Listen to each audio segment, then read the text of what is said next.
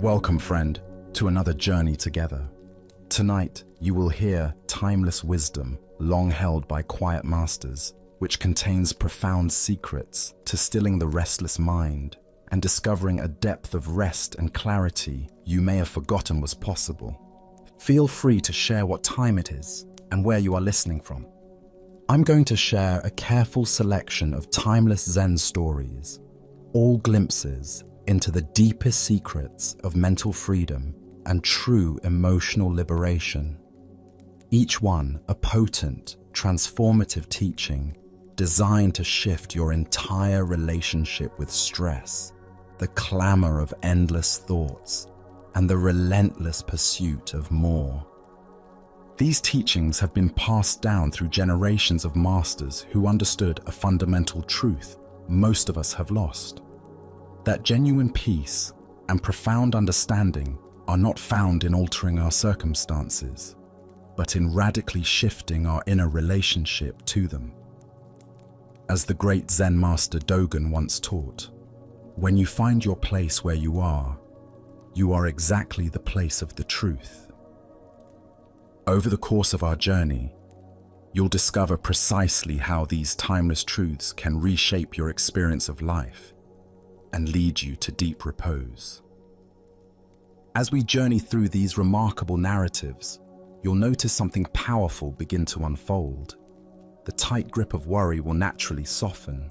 The incessant hum of your thoughts will gently recede. You'll find yourself effortlessly settling into a state of profound peace and intuitive understanding. So settle in deeply now.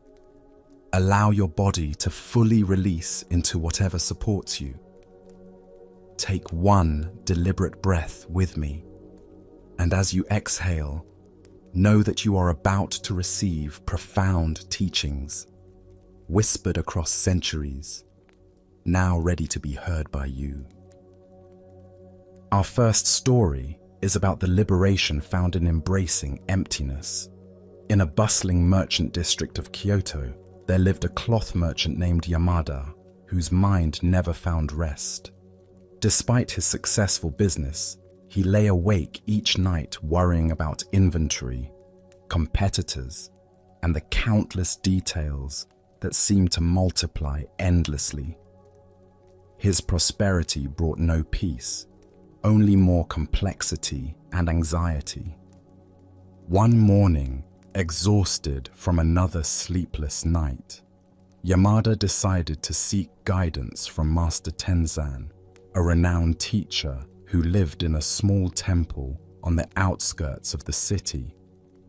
The morning sun filtered through ancient pine trees as Yamada approached the simple wooden structure, his heart heavy with the burden of constant mental activity.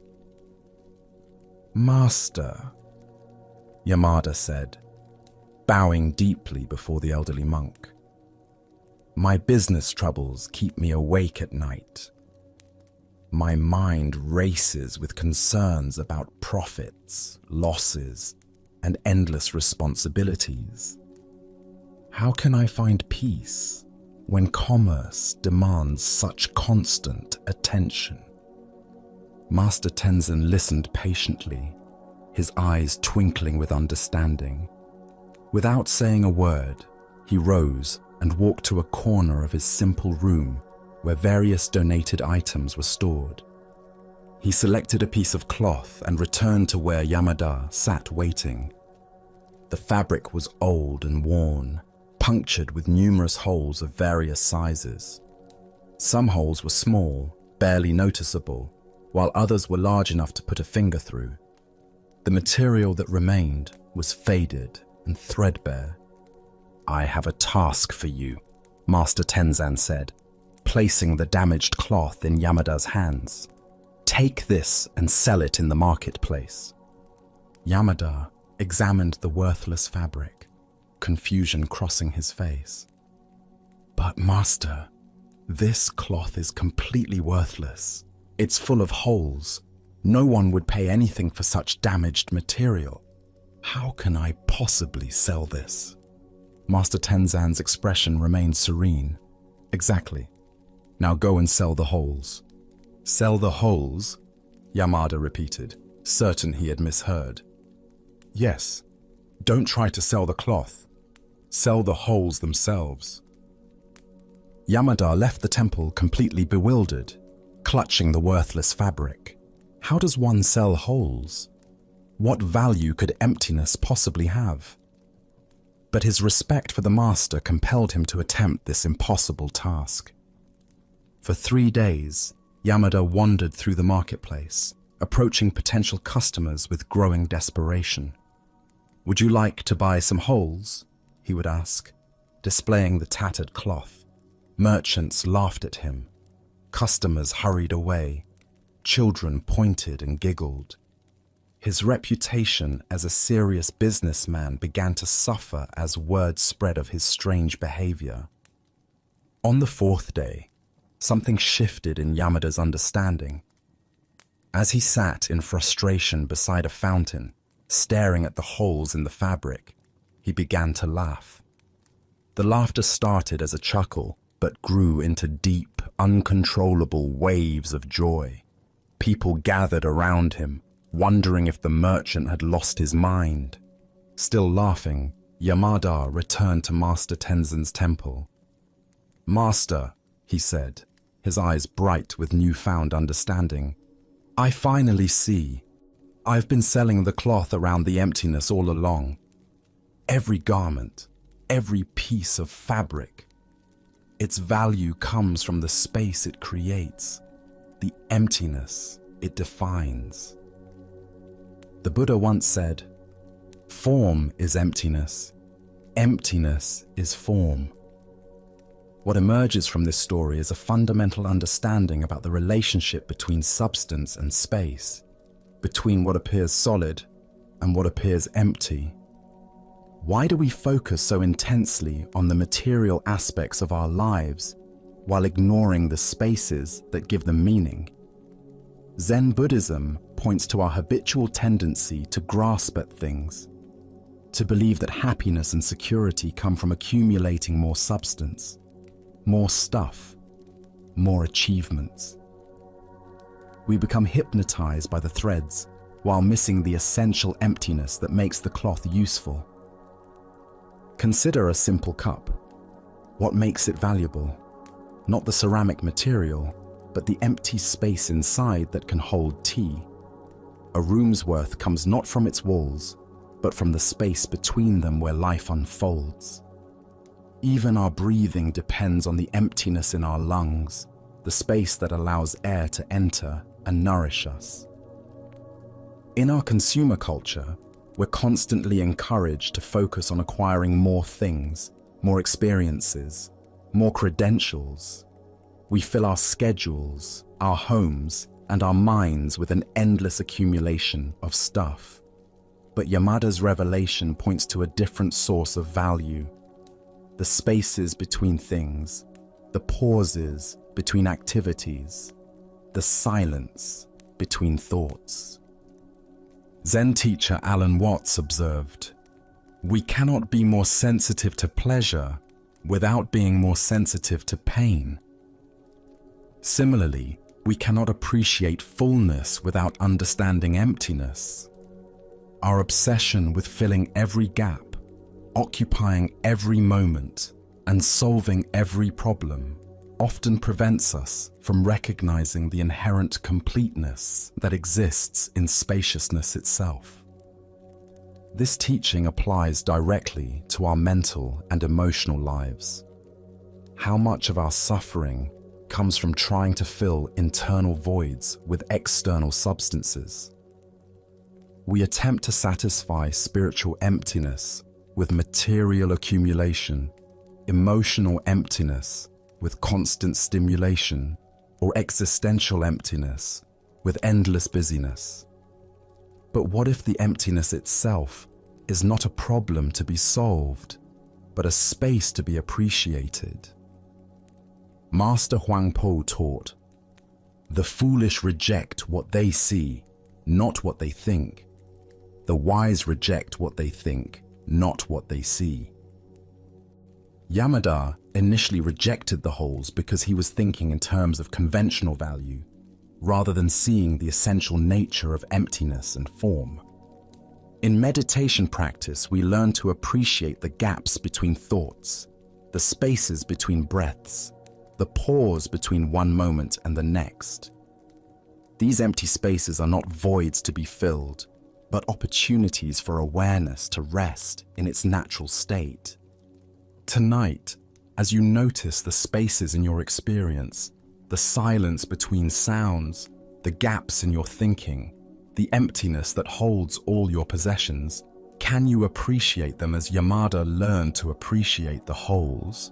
Can you recognize that your life's meaning might emerge not from what you've accumulated, but from the spaciousness that allows everything to exist? As the Buddha taught, thousands of candles can be lighted from a single candle, and the life of the candle will not be shortened. Happiness never decreases by being shared. The space that allows one candle to exist can hold countless others without becoming crowded. Let us explore a story about the nature of perfection and imperfection. In a remote monastery nestled among rolling hills, there lived a monk named Bunkai who had devoted his entire life to the sacred art of copying sutras, Buddhist scriptures. Day after day, year after year, he sat at his wooden desk with perfect posture, his brush moving across rice paper with practiced precision. The other monks considered him a master calligrapher, and visiting scholars often requested copies of his work. For 20 years, Bunkai had transcribed thousands of pages of Buddhist teachings. His characters were elegant, his spacing immaculate, and his dedication unwavering. He took great pride in preserving the Dharma through his meticulous copying, believing each stroke of his brush served the Buddha's teachings. One afternoon, while reviewing an ancient text to verify his work, Bunkai made a shocking discovery. His breath caught in his throat as he realized he had been making the same error for 2 decades. In a crucial passage that appeared in nearly every sutra he copied, he had been writing the character for doubt instead of faith. Hundreds of texts, thousands of copies, all containing this fundamental mistake. His hands trembled as he examined scroll after scroll, confirming his error again and again. How could he have been so careless? How many students had read his flawed copies? What damage had he done to the Dharma itself? Filled with shame and terror, Bunkai approached his master, the elderly abbot Teshin. He prostrated himself completely, touching his forehead to the ground. "Master, I have committed a terrible sin against the Buddha's teachings," he confessed, his voice breaking. "For 20 years, I have been copying sutras incorrectly. I have spread error instead of truth." The master listened quietly as Bunkai explained his mistake. When the confession was complete, Abbot Teshin was silent for a long moment, stroking his white beard thoughtfully. Finally, he asked a question that surprised Bunkai completely. "Tell me, which version of the sutras has helped more people in their practice?" Bunkai looked up, confused. "Master, I don't understand." "Think carefully," the master continued. "The monks who have read your versions with doubt in them, how do they approach their studies? And those who read the traditional texts with faith, what is their response?" As Bunkai reflected, a strange realization dawned on him. The monks who had studied his incorrect copies often came to him with profound questions. They wrestled with the teachings, sought deeper understanding, and engaged in lengthy philosophical discussions. They seemed to develop a more questioning, investigative approach to their practice. In contrast, those who read the standard texts with faith often simply nodded in agreement and moved on, accepting the teachings without the same depth of inquiry. "I see," Bunkai whispered, beginning to understand. The master smiled gently. "Continue your copying exactly as you have been doing." Buddha's wisdom reminds us, doubt everything, find your own light. The heart of this lesson lies in understanding that what we consider mistakes may actually serve a deeper purpose in the unfolding of wisdom.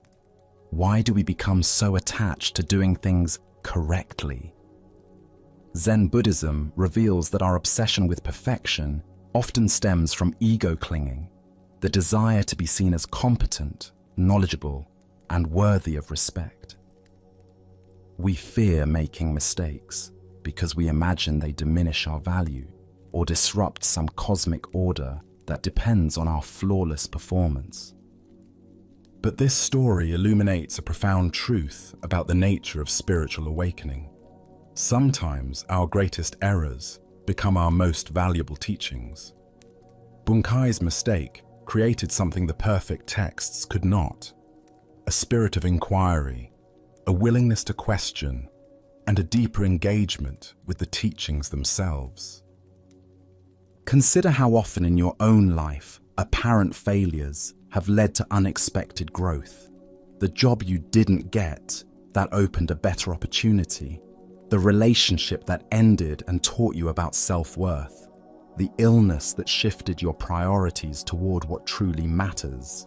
These experiences, painful as they may have been, often serve as more powerful teachers than our successes.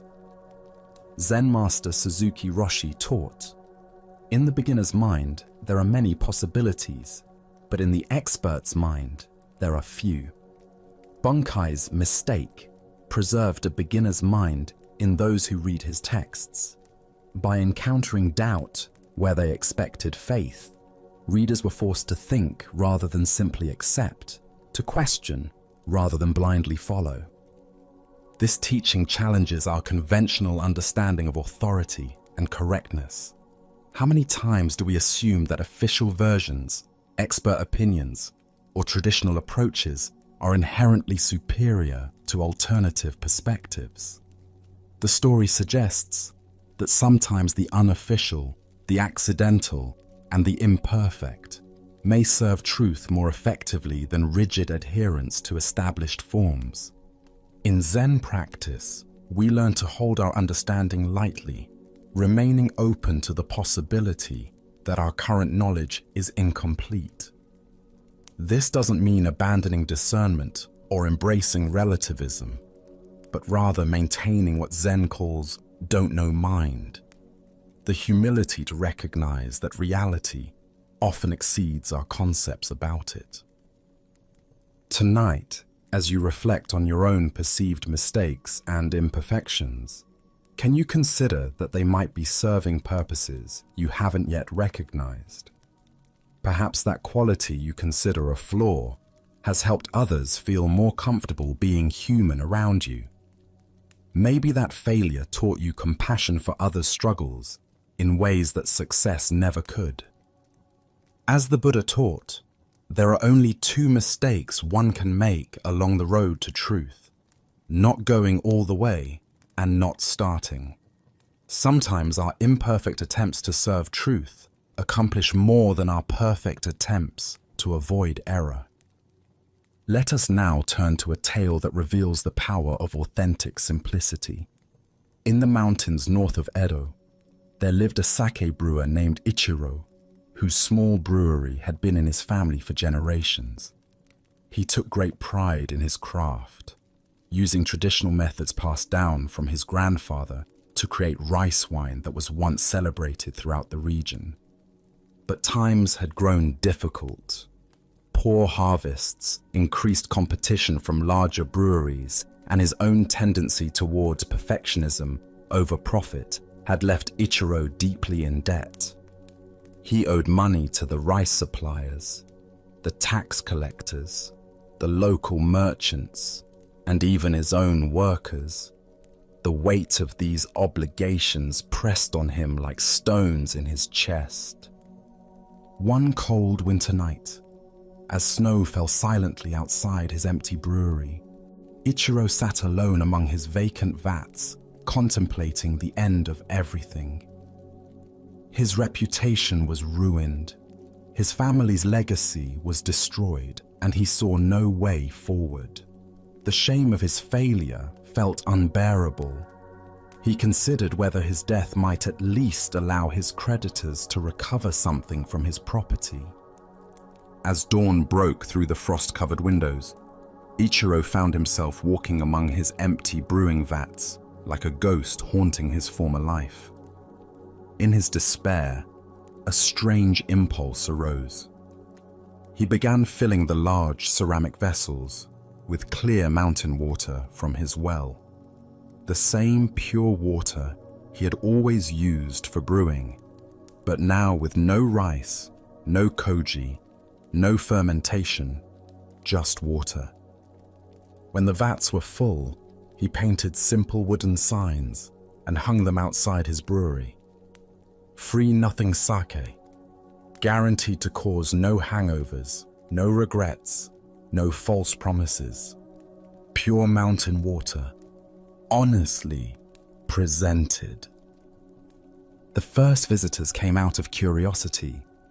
Word had spread through the village about Ichiro's financial troubles, and people were puzzled by his strange new offering. A few elderly villagers, remembering his family's reputation, stopped to try the nothing sake. To Ichiro's amazement, they lingered.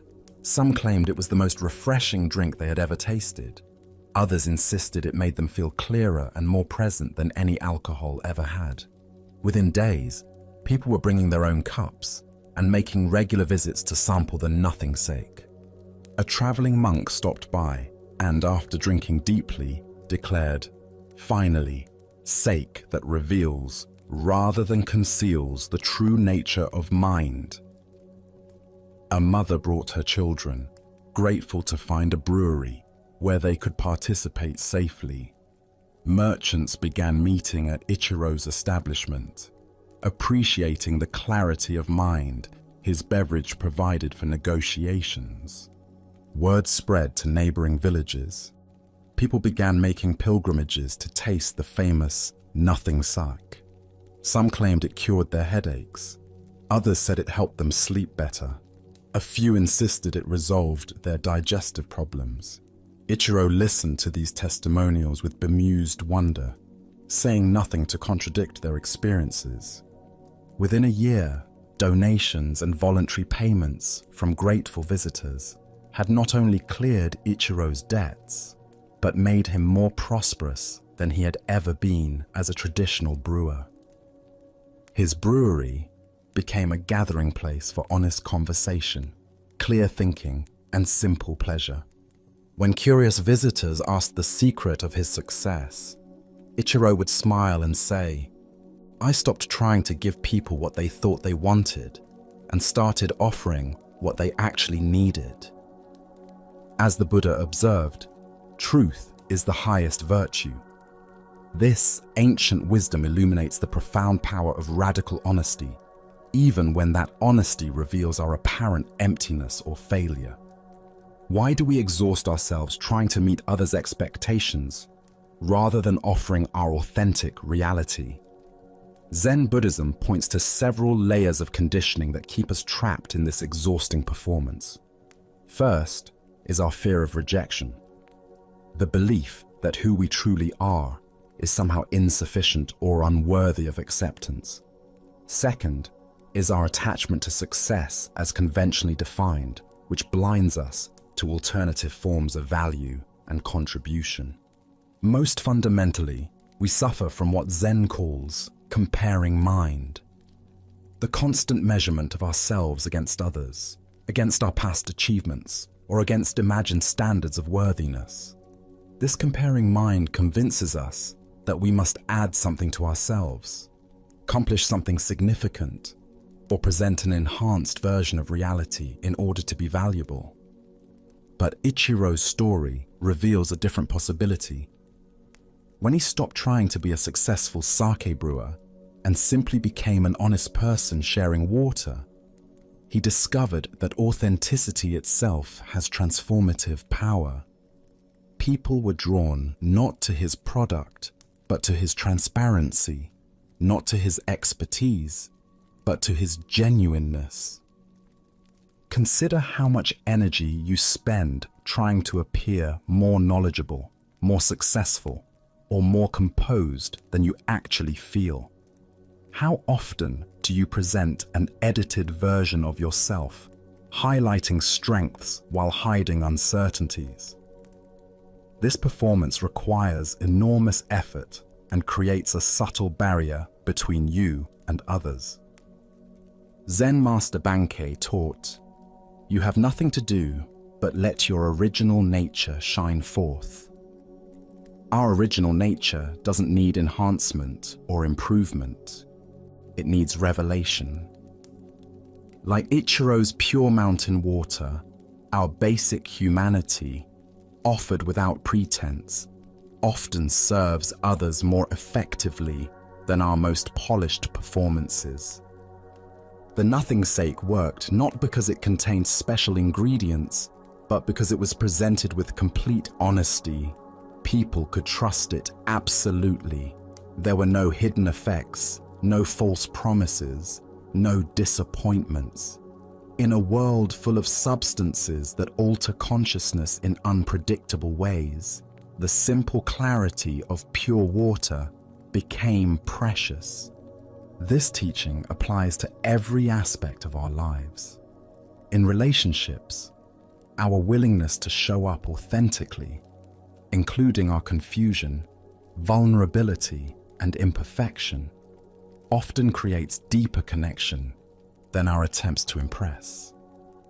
In work, acknowledging what we don't know often proves more valuable than pretending expertise we lack. Master Linji said, "There is nothing special to do. Just be ordinary. Relieve yourself. Wash your face. Put on your clothes. And eat your food. When tired, sleep." This ordinariness, offered without apology or enhancement, contains its own magic. Tonight, as you consider the ways you might be trying to add something to your basic nature in order to make it acceptable, can you experiment with Ichiro's approach? What if your honesty about limitation became your greatest strength? What if your willingness to offer exactly what you have, nothing more and nothing less, was precisely what others needed? As the Buddha taught, 3 things cannot be long hidden: the sun, the moon, and the truth. In offering his nothing sake, Ichiro discovered that the truth of simplicity shines with its own light. Now, let us explore a Zen story about the perfection found in incompletion. In a monastery famous for its artistic traditions, there lived a painter monk named Sesshu who had devoted years to mastering the ancient art of circle painting. This practice, known as Enso, was considered one of the most challenging disciplines in Zen art, capturing the essence of enlightenment in a single, perfect, circular brushstroke. Sesshu had studied under master calligraphers, practiced countless hours, and developed extraordinary skill with brush and ink. His landscapes were admired throughout the region, and his portraits captured the inner spirit of his subjects with remarkable sensitivity. But the perfect circle remained elusive, always almost right, but never completely satisfying to his discriminating eye. For months, Sesshu prepared for the day when he would paint his masterpiece circle for his teacher, Master Tokusan. He ground his own ink from the finest pine soot, prepared handmade paper from mountain fibers, and selected brushes crafted by renowned artisans. Each morning before dawn, he practiced circular motions in the air, training his arm and wrist to move with fluid precision. The appointed day arrived with crisp autumn air and golden light filtering through the monastery windows. Sesshu arranged his materials with ceremonial care, positioning the pristine white paper before him like an altar. Master Tokusan sat nearby in silent observation, his presence both encouraging and intimidating. Sesshu knelt in formal posture, his breathing deep and centered. He dipped his brush in the rich black ink, feeling its perfect consistency. This was the moment he had prepared for with such dedication. As he raised the brush toward the paper, his mind filled with awareness of all the technical considerations, the pressure, the speed, the subtle variations that would create the perfect expression of enlightenment. But as the brush hovered above the paper, something unexpected happened. Sesshu found himself completely unable to make the first mark. Minutes passed in stillness. The ink dried on his brush. He prepared it again, raised it again, and again found himself frozen in the space before creation. For 3 hours, Sesshu remained motionless, the brush poised above the unmarked paper. Master Tokusan watched without comment as various expressions crossed the young monk's face. Concentration, frustration, confusion, and finally, a deep peace. At last, Sesshu slowly lowered his brush and carefully rolled up the blank scroll. With steady hands, he presented the empty paper to his master. Master Tokusan examined the offering thoughtfully. "This appears incomplete," he observed. "No, master," Sesshu replied with quiet confidence. "This is the circle before it became imperfect." The master's eyes lit with understanding and approval. He immediately hung the blank scroll in the monastery's main meditation hall, where it remained for decades, teaching countless students about the nature of completion and incompletion. Ancient Buddhist wisdom tells us, the perfect way is without difficulty, save that it avoids picking and choosing. The deeper teaching here shows us how our pursuit of perfection often prevents us from recognizing the completeness that already exists. Why do we become so fixated on completion that we miss the perfection of the unmanifest? Zen Buddhism reveals that our compulsion to finish, to achieve, to make our mark stems from what might be called accomplishment mind. The belief that value emerges only through doing rather than being, through creation rather than pure awareness. Sesshu's realization points to a profound truth about the nature of potential. Before the brush touches paper, all possibilities exist simultaneously. The circle is neither good nor bad, neither accurate nor flawed. It exists in a state of pure potential that includes every possible expression while being limited by none. Consider how often we rush to fill empty spaces. In conversation, in our schedules, in moments of silence. We've been conditioned to believe that emptiness represents lack rather than fullness, that blank spaces need to be occupied rather than appreciated. But Sesshu discovered that the unmarked paper contained every possible circle, while any actual mark would eliminate infinite alternatives. This teaching challenges our productivity-obsessed culture, which measures worth primarily through output and achievement. We fill our days with activities, our conversations with words, our minds with thoughts, rarely pausing to appreciate the pregnant emptiness from which all expression emerges. Master Dogen taught, to study the Buddha way is to study the self.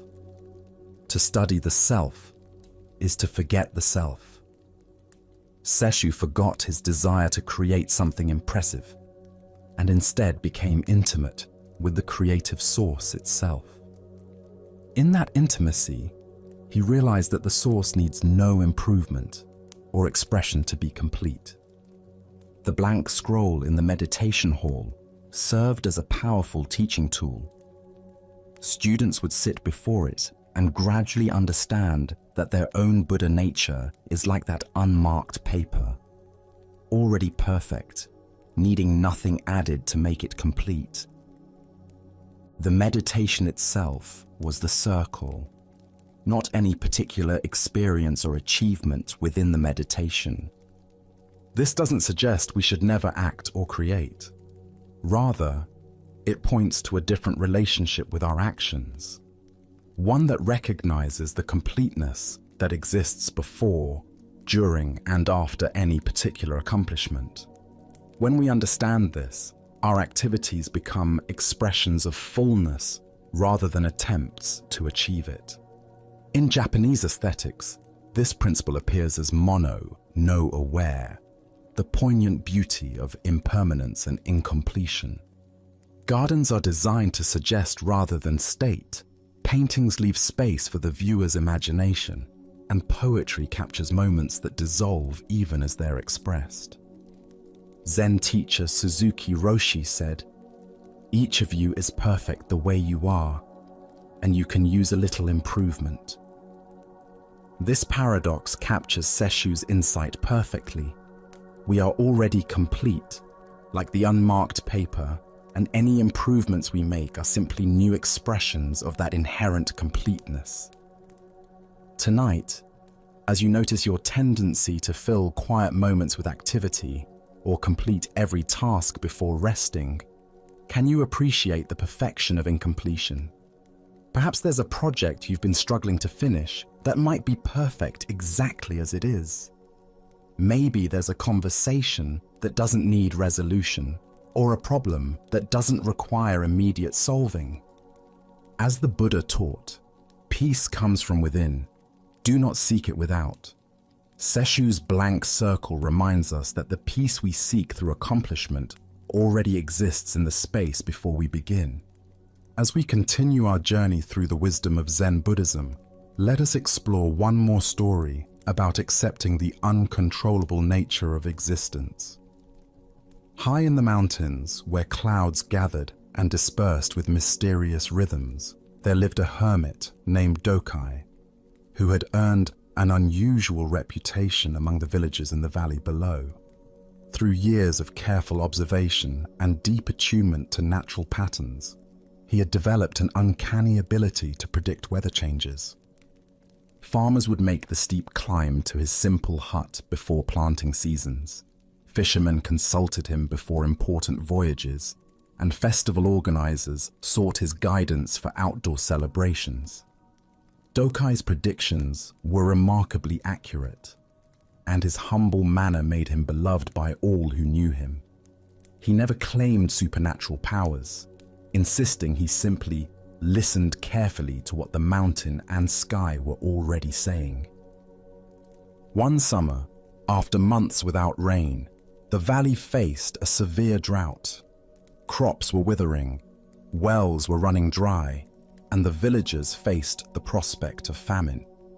A desperate farmer named Kenji climbed the mountain path with his young son, both of them gaunt from rationing their food. "Master Dokai," Kenji pleaded, prostrating himself before the hermit's hut. "Our village is dying. The rice paddies are cracked earth, the vegetables have turned to dust, and our children cry from hunger. Please, can you pray to the heavens for rain? Surely your connection to the natural world gives you influence over the weather." Dokai felt great compassion for the suffering farmer and his child. Though he had never attempted to control weather, only predict it, the desperate situation moved him to try. "I will sit in meditation all night," he promised, "and ask the sky to share its water with your village." As the sun set, Dokai positioned himself on a flat rock overlooking the valley and entered deep meditation. He had never prayed for specific weather before, but his heart was filled with genuine concern for the villagers' welfare. Through the long night, he sat in stillness. His consciousness expanded to embrace the vast sky, sending heartfelt requests for rain to whatever forces governed the elements. At dawn, his meditation was interrupted by the sound of thunder.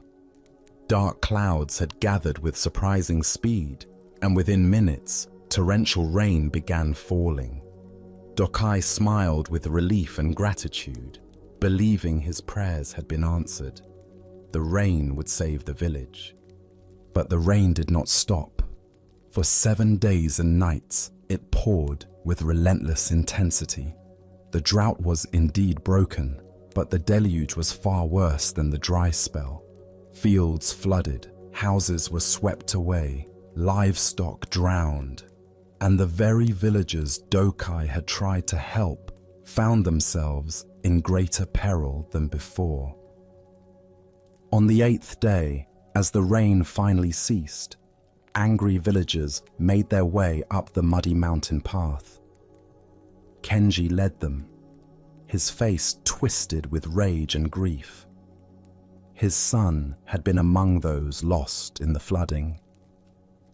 "You said you would pray for rain," Kenji shouted at the hermit.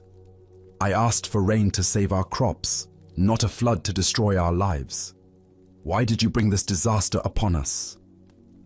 Dokai looked at the grieving father with deep sadness and complete honesty. "I asked for rain too," he said simply. Apparently, the sky wasn't listening to either of us. Buddha spoke of this when he said, "You have power over your mind, not outside events. Realize this, and you will find strength." Here we discover the profound difference between influence and control, between working with natural forces and attempting to command them. Why do we so often confuse our ability to predict or influence with the power to control? Zen Buddhism points to a fundamental misunderstanding about our relationship to the larger forces of existence. We develop skills, gain knowledge, and accumulate experience, then gradually begin to believe these capabilities make us masters of circumstances rather than participants in them. Dokai's expertise in weather prediction had earned him a reputation that exceeded his actual powers. The villagers' desperation led them to project magical abilities onto his natural sensitivity. Even Dokai himself was seduced into believing his spiritual practice might grant him influence over forces far beyond human control. This pattern appears constantly in our lives. We master certain skills and begin to expect mastery over all related outcomes. We eat well and exercise regularly, then feel betrayed when illness strikes. We work diligently and make wise decisions, then rage when external circumstances disrupt our plans.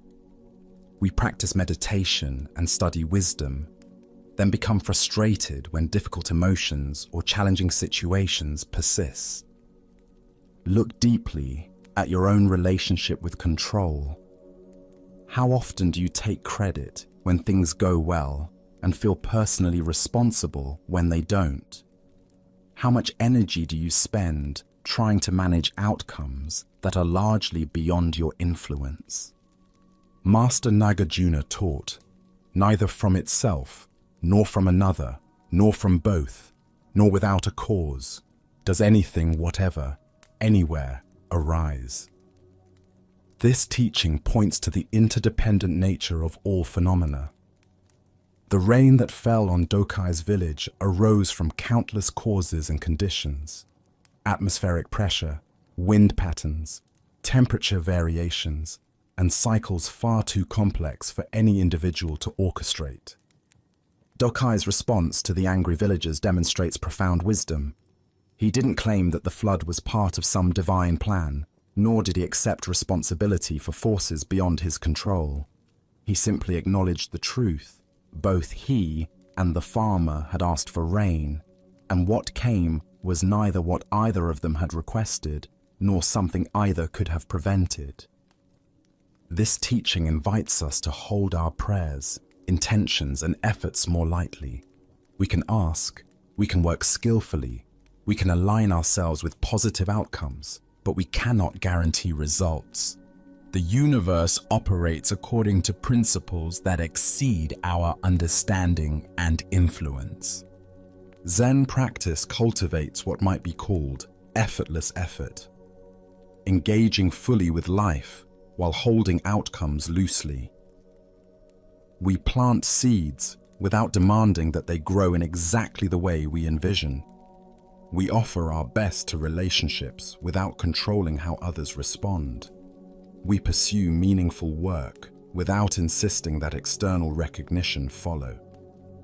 Tonight, as you consider the areas of your life where you've been trying to control uncontrollable forces, can you release those efforts while maintaining your care and engagement? Perhaps there's a situation where you've been fighting reality instead of working skillfully within it. Maybe there's an outcome you've been demanding rather than hoping for. As the Buddha taught, hatred does not cease by hatred, but only by love. This is the eternal rule. Even when life brings us floods instead of gentle rain, our response can be one of acceptance rather than rage, wisdom rather than blame. In releasing our demand for control, we discover a different kind of power, the strength that comes from harmony with what is. As we continue our journey through the wisdom of Zen Buddhism, let us explore a story about the most fundamental truth that surrounds us yet remains invisible. This is the tale of the fish and the ocean. In the vast depths of the Pacific, where sunlight filtered down through layers of blue and green, and coral gardens swayed in gentle currents, a young fish swam restlessly through familiar waters. Despite being surrounded by the wonder of ocean life, schools of silver fish moving like liquid metal, sea anemones dancing in the current, and the rhythmic pulse of waves far above, the young fish felt troubled by a persistent question. One day, approaching an ancient sea turtle whose shell bore the scars and wisdom of countless journeys, the young fish asked earnestly, "Elder, I keep hearing other sea creatures talk about something they call the ocean. They speak of it with such reverence, as if it's the most important thing in existence. But I've searched everywhere, and I cannot find this ocean anywhere. What exactly is this mysterious thing everyone talks about?" The old turtle's eyes, deep and patient like tidal pools, regarded the young fish with gentle amusement. "Little one," the turtle replied in a voice worn smooth by decades of storms and calms, "the ocean is this very thing that surrounds you on all sides at every moment." The young fish looked around frantically, darting left and right, swimming up toward the distant surface and down toward the sandy bottom. "But I don't see anything surrounding me. There's nothing here but water and fish and plants and rocks. Where is this ocean you speak of? Why can't I see it?" The turtle settled more comfortably on a bed of soft kelp, understanding that this was a teaching moment that required patience. "Of course you cannot see it, young friend," the turtle explained. "The ocean is both inside and outside of you. You were born in the ocean. You breathe the ocean. You are nourished by the ocean. And one day you will return to the ocean. The ocean flows through your gills and around your body just as naturally as your own scales cover your skin. It is so much a part of you that it has become invisible."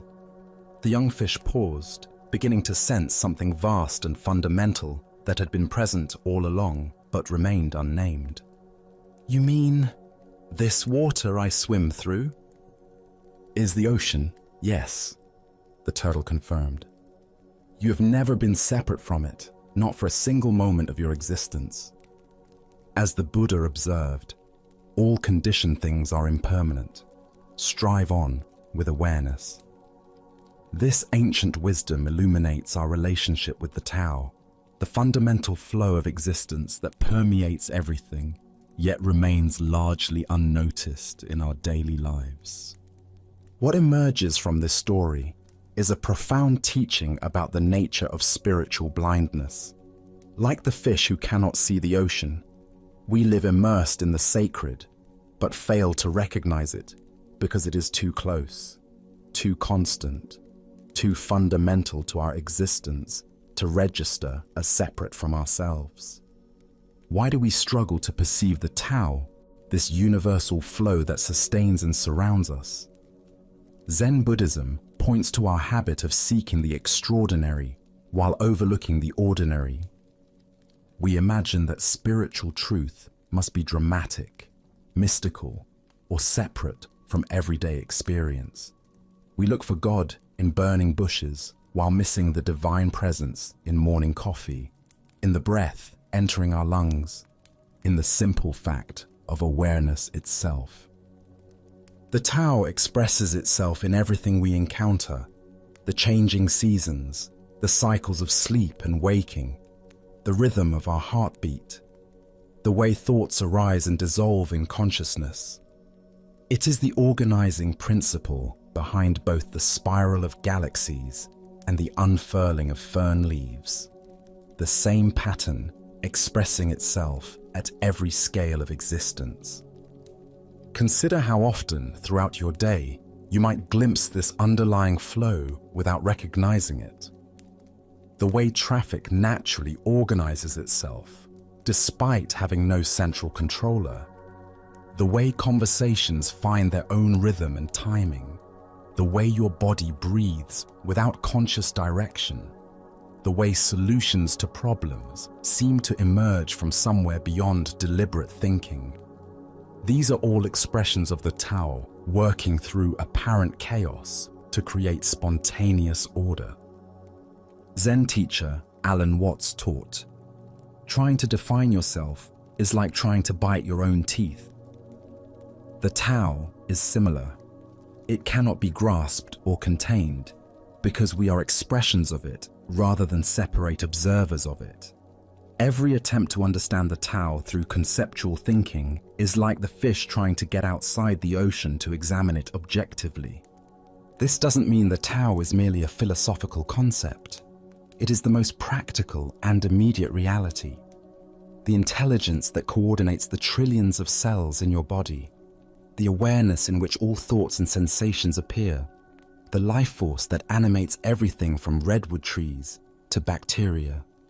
In Chinese philosophy, the character for Tao literally means the way or the path. But this is not a path we walk towards some distant destination. It is the path that walks itself through us, the way reality unfolds moment by moment, without requiring our management or control. Lao Tzu wrote, "The Tao that can be spoken is not the eternal Tao." Yet here we are, using words to point towards something beyond words. This is the beautiful paradox of spiritual teaching. We must use the limited to point toward the unlimited, knowing that the finger pointing at the moon is never the moon itself. Tonight, as you feel the breath moving in and out of your body without your conscious control, can you sense the Tao expressing itself through this simple miracle? Can you recognize in this automatic process the same intelligence that moves the planets and changes the seasons? The Buddha taught, "Look within, thou art the Buddha." You are not separate from the ocean of existence any more than a wave is separate from the sea. In recognizing this fundamental non-separation, we stop seeking the Tao and begin living as its conscious expression. Let us continue our journey with a story about the transformative power of fearlessness and unconditional compassion. This is the tale of the thief and the Zen master. One quiet evening, as twilight painted the sky in shades of purple and gold, Zen master Shichiri Kojun sat in his simple home, reciting ancient sutras. His voice flowed rhythmically through the peaceful rooms, each word a meditation, each breath a prayer. The soft glow of candlelight danced across the walls as he immersed himself completely in the sacred texts, finding deep tranquility in the familiar verses. Suddenly, the serenity was shattered. The front door burst open with a violent crash, and a desperate man entered, brandishing a sharp sword that gleamed menacingly in the candlelight. His eyes were wild with desperation, his clothes dirty and torn, his breathing heavy from running. He had clearly chosen this isolated house because he believed it would be an easy target. A peaceful monk would offer no resistance. "Money or your life?" the thief demanded, his voice trembling with a mixture of fear and aggression. He expected the old man to cower, to plead, to scramble frantically for whatever valuables he might have hidden away.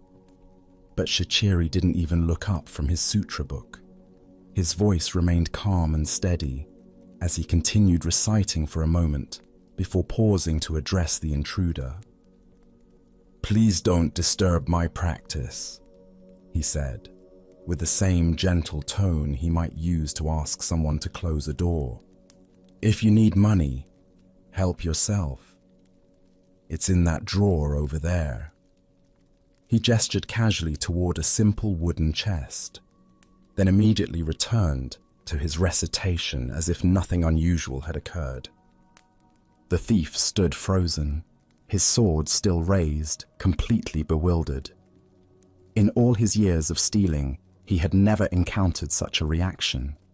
No fear, no pleading, no anger, just matter-of-fact helpfulness, as if he were a neighbor who had stopped by to borrow something. Shaking his head in confusion, but proceeding with his business, the thief moved to the indicated drawer and began gathering the coins and small valuables he found there. The soft sound of the master's voice continued behind him, reciting sacred words as peacefully as if he were alone.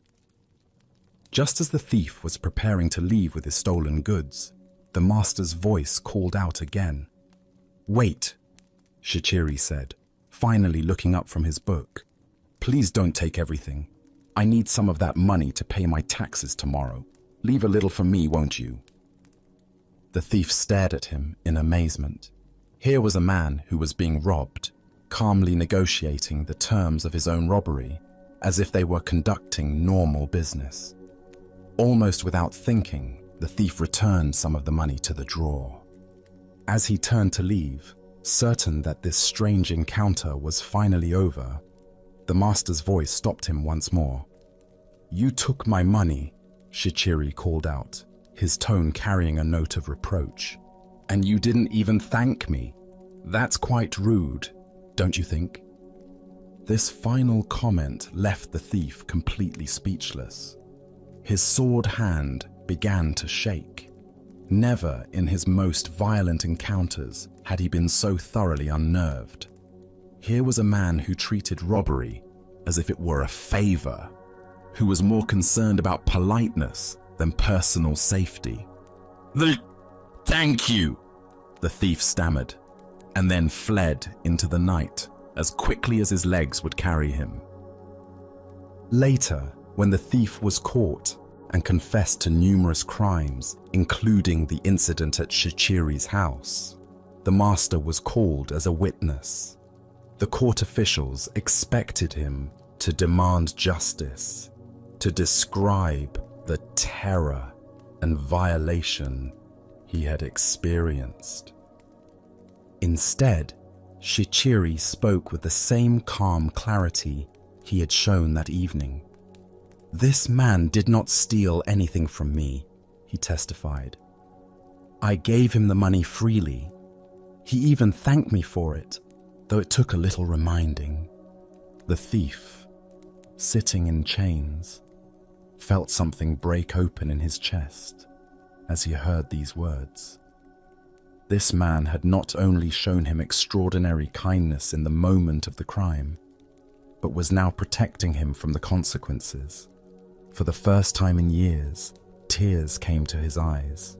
Not tears of self-pity or anger, but tears of recognition. He had encountered something he had never experienced before: love without conditions. Upon his release from prison, the former thief sought out the master and begged to become his student. Under Shichiri's patient guidance, he learned to cultivate the same fearless compassion he had witnessed that night. Years later, through dedicated practice and the master's unwavering belief in his potential for transformation, he attained the deep peace and wisdom of enlightenment. As the Buddha observed, hatred does not cease by hatred, but only by love. This is the eternal rule. What emerges from this story is the revolutionary power of meeting violence with absolute peace, responding to taking with giving, and answering fear with love. Why do we instinctively believe that force must be met with force, that aggression requires defensive reaction?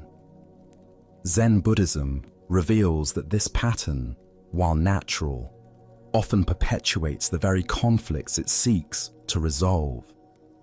When we respond to hostility with hostility, we simply escalate the cycle of suffering. But when we respond with genuine compassion, not passive submission, but active love, we create space for transformation that wouldn't otherwise exist. Look deeply at your own experience. When someone approaches you with anger, criticism, or demand, what is your automatic response? Most of us immediately mobilize our defenses, preparing to protect ourselves through counterattack or withdrawal.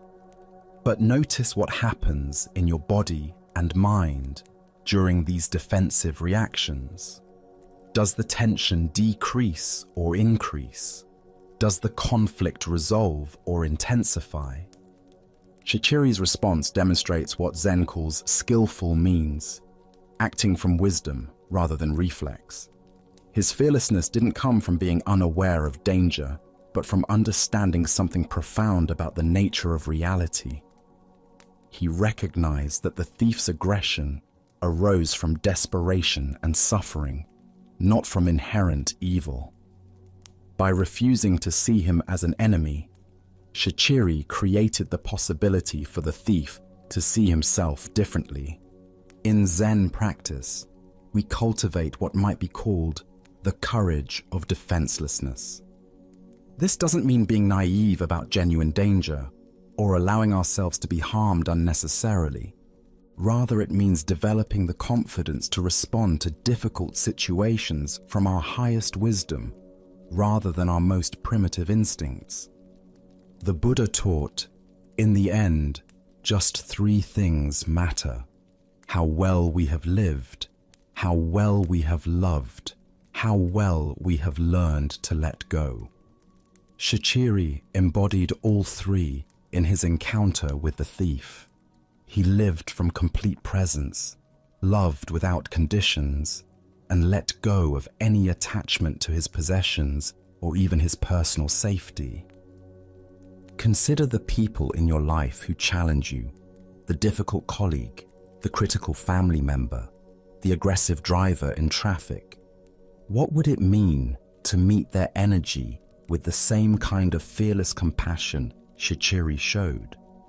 Not by agreeing with them or submitting to their demands, but by refusing to match their level of reactivity, by staying connected to your own center of peace, regardless of their behavior. Tonight, as you encounter your own moments of tension or conflict, can you remember the master who treated a robber as an honored guest? Can you find the space between stimulus and response where choice lives, where you can decide to meet aggression with peace, taking with giving, fear with love? Buddha's wisdom reminds us, better than 1,000 hollow words is one word that brings peace. Sometimes the most powerful response to violence is simply to remain unshakable in our commitment to compassion, knowing that love has a transformative power that force can never match. As we continue our journey through the wisdom of Zen Buddhism, let us explore a story about contentment and the nature of desire. This is the stonecutter's journey. High in the mountain villages, there lived a simple stonecutter who had discovered the secret of happiness without knowing it. Each dawn, he would climb winding paths to the quarries, his tools balanced across his shoulders. As he worked among the stones, he would sing old mountain songs that echoed across the valleys. Though he was poor by society's measures, living in a modest hut with few possessions, the stonecutter desired nothing more than what he had. His simple life felt complete. The rhythm of his work, the beauty of the mountains, the satisfaction of honest labor. His heart held not a care in the world. One day, he was called to work on the grand mansion of a wealthy nobleman. As he approached the estate, his eyes widened at the magnificence before him. Marble columns reached toward the sky, gardens sprawled in perfect symmetry. For the first time in his life, the stonecutter felt the sharp pang of desire pierce his contentment. "If only I were rich," he sighed. "Then I would not have to earn my living in sweat and toil as I do now." To his amazement, a voice whispered from the stones, "Your wish has been granted. Henceforth, anything you desire will be given to you." He returned home that evening to find his humble hut replaced by a mansion as magnificent as the nobleman's. Overwhelmed with joy, he abandoned his tools and began enjoying the luxurious life of the wealthy.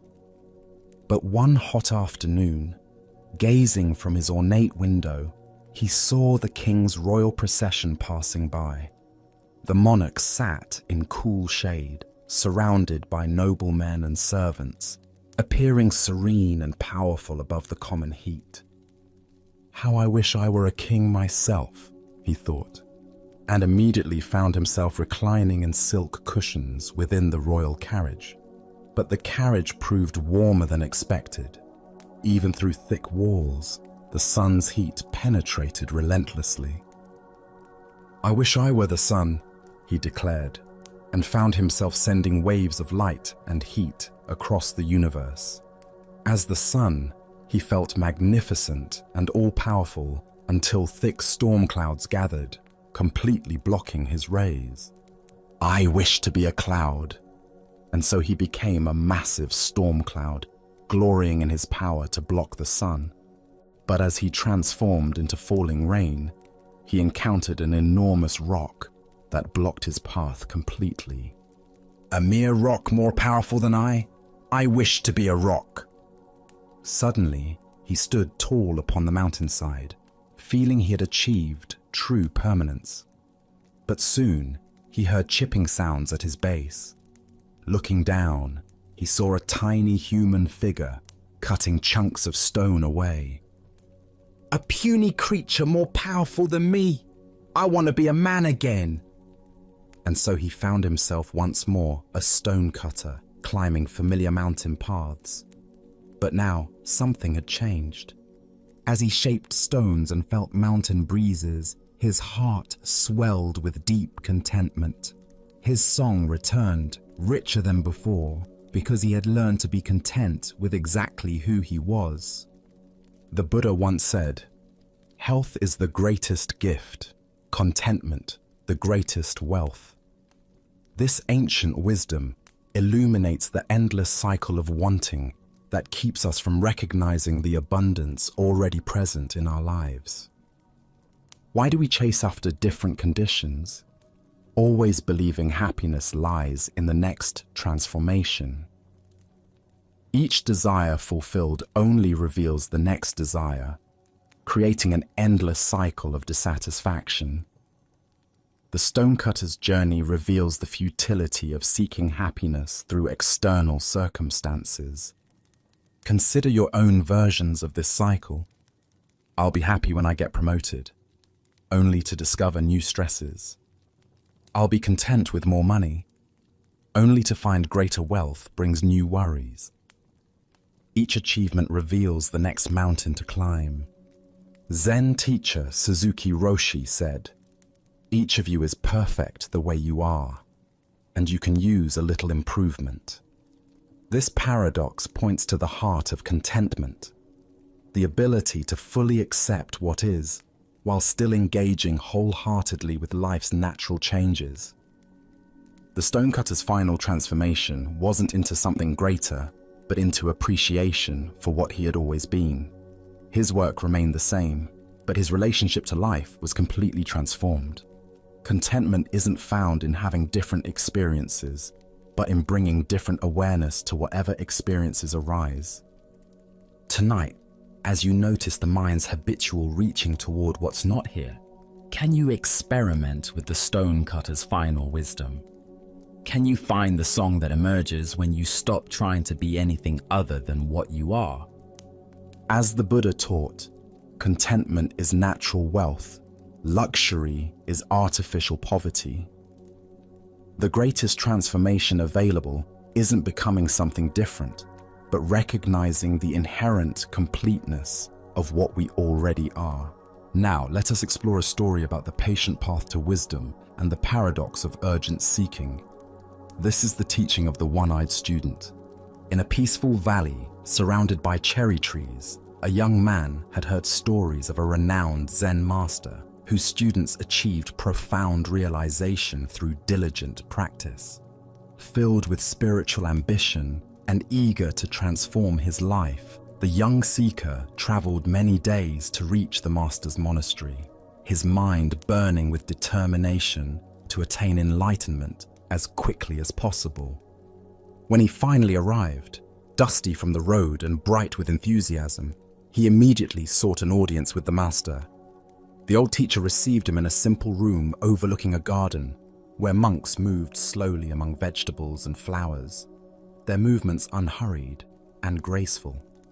"Master," the young man said, bowing earnestly, "I have come to study Zen with complete dedication. I am willing to work harder than anyone has ever worked before. Tell me, if I apply myself with absolute diligence and unwavering effort, how long will it take for me to find Zen?" The master sat quietly for a long moment, watching the young man's eager face, noting the tension in his shoulders and the urgent energy that radiated from his posture. Finally, he replied thoughtfully, 10 years. The student's eyes widened with surprise. 10 years seemed like such a long time when enlightenment felt so urgent, so necessary for his happiness. Surely, with the right approach, the process could be accelerated. "But master," he said, leaning forward intently, "what if I work very, very hard and really apply myself to learn fast? What if I meditate longer than the other students, study more texts, practice more intensively? How long then?" The master considered this with the same careful attention, then replied calmly, "Well, 20 years. The young man's face showed his confusion and growing frustration. This made no sense at all. How could greater effort result in slower progress? Perhaps the master hadn't understood the depth of his commitment. "But master, I don't think you understand how serious I am about this," he said, his voice rising slightly with urgency. "What if I really, really work at it? What if I dedicate every waking moment to practice, sleep only when absolutely necessary, and push myself beyond all normal limits? Surely then I could achieve realization much faster. How long would it take then?" 30 years, the master replied without hesitation. By now, the student was completely bewildered and increasingly agitated. Nothing the master said made sense according to his understanding of how learning worked. In every other area of life, music, martial arts, scholarship, harder work produced faster results. Why should spiritual practice be different?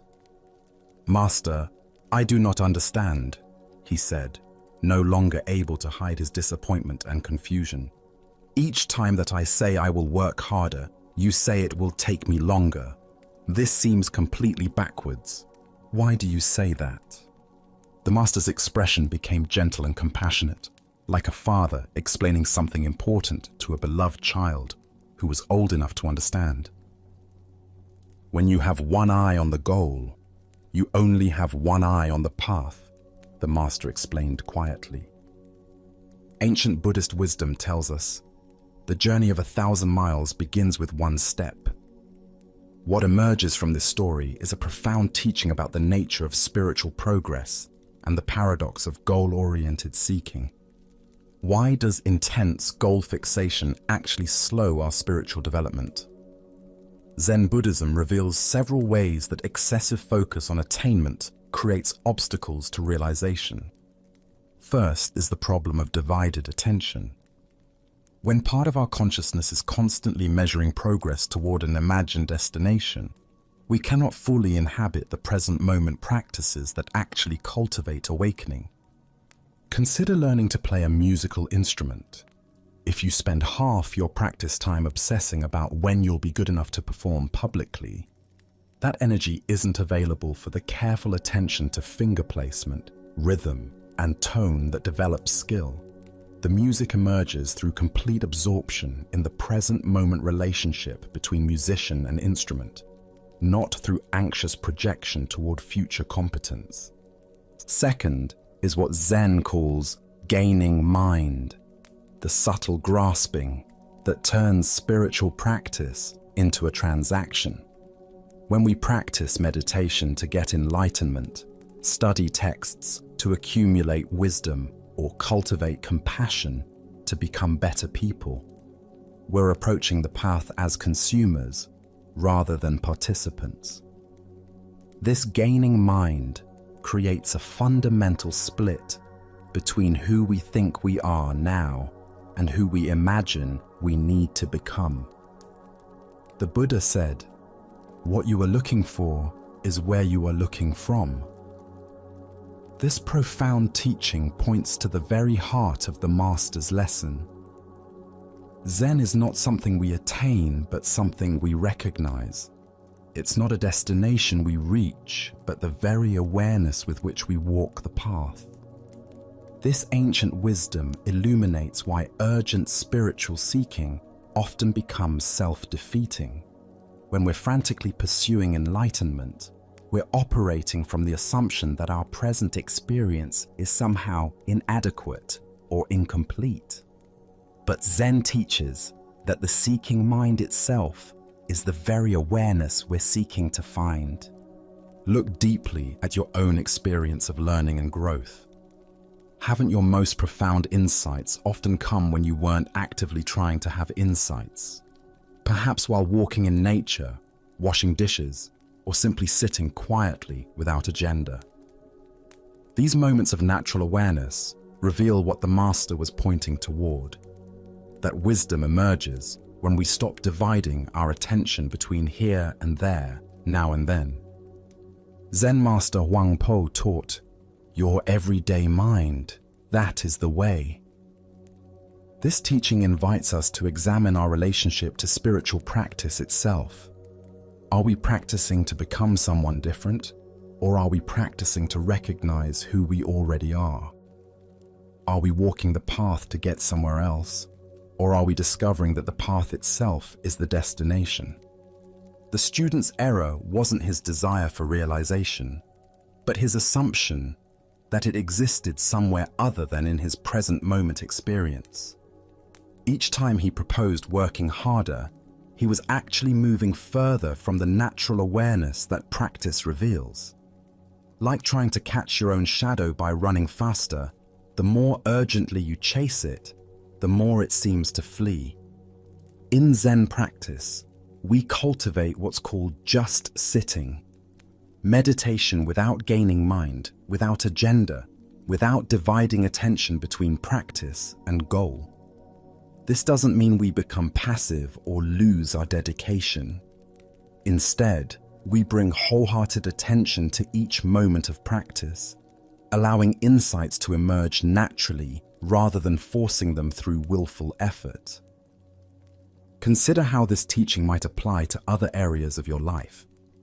Perhaps in relationships, where trying too hard to be loved often pushes others away, or in creative work, where forcing inspiration typically produces stilted results, while relaxed attention allows natural creativity to flow. Tonight, as you notice your mind racing toward imagined destinations, the person you want to become, the peace you want to find, the understanding you want to achieve, can you remember the Master's teaching? Can you gently return both eyes to the path, discovering that the journey itself contains everything you thought you were seeking at its end? Buddha spoke of this when he said, "There is no way to happiness. Happiness is the way." By walking the path with undivided attention, we discover that what we thought lay at its end was present in every step. Let us now explore a story about choice, responsibility, and the power we hold in every moment. This is the tale of the young man and the bird. A clever young student had grown tired of his teacher's seemingly wise responses to every question.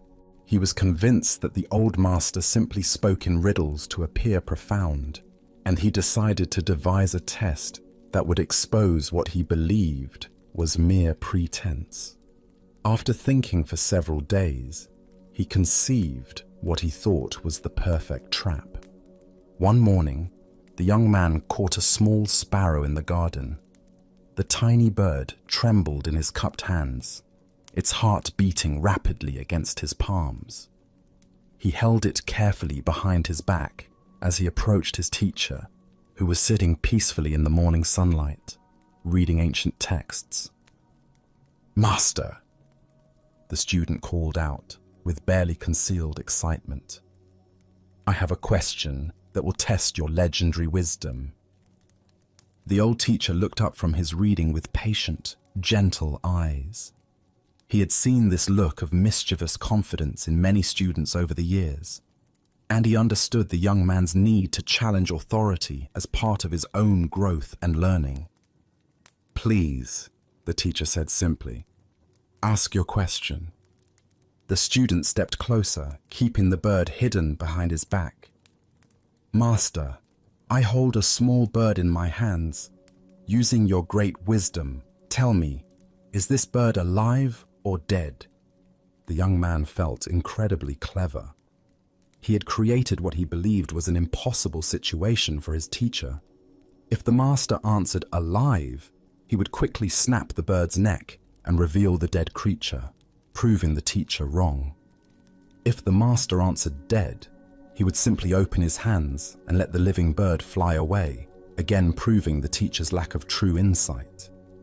Either way, the student was certain he would expose his teacher's supposed wisdom as nothing more than lucky guessing and philosophical double talk.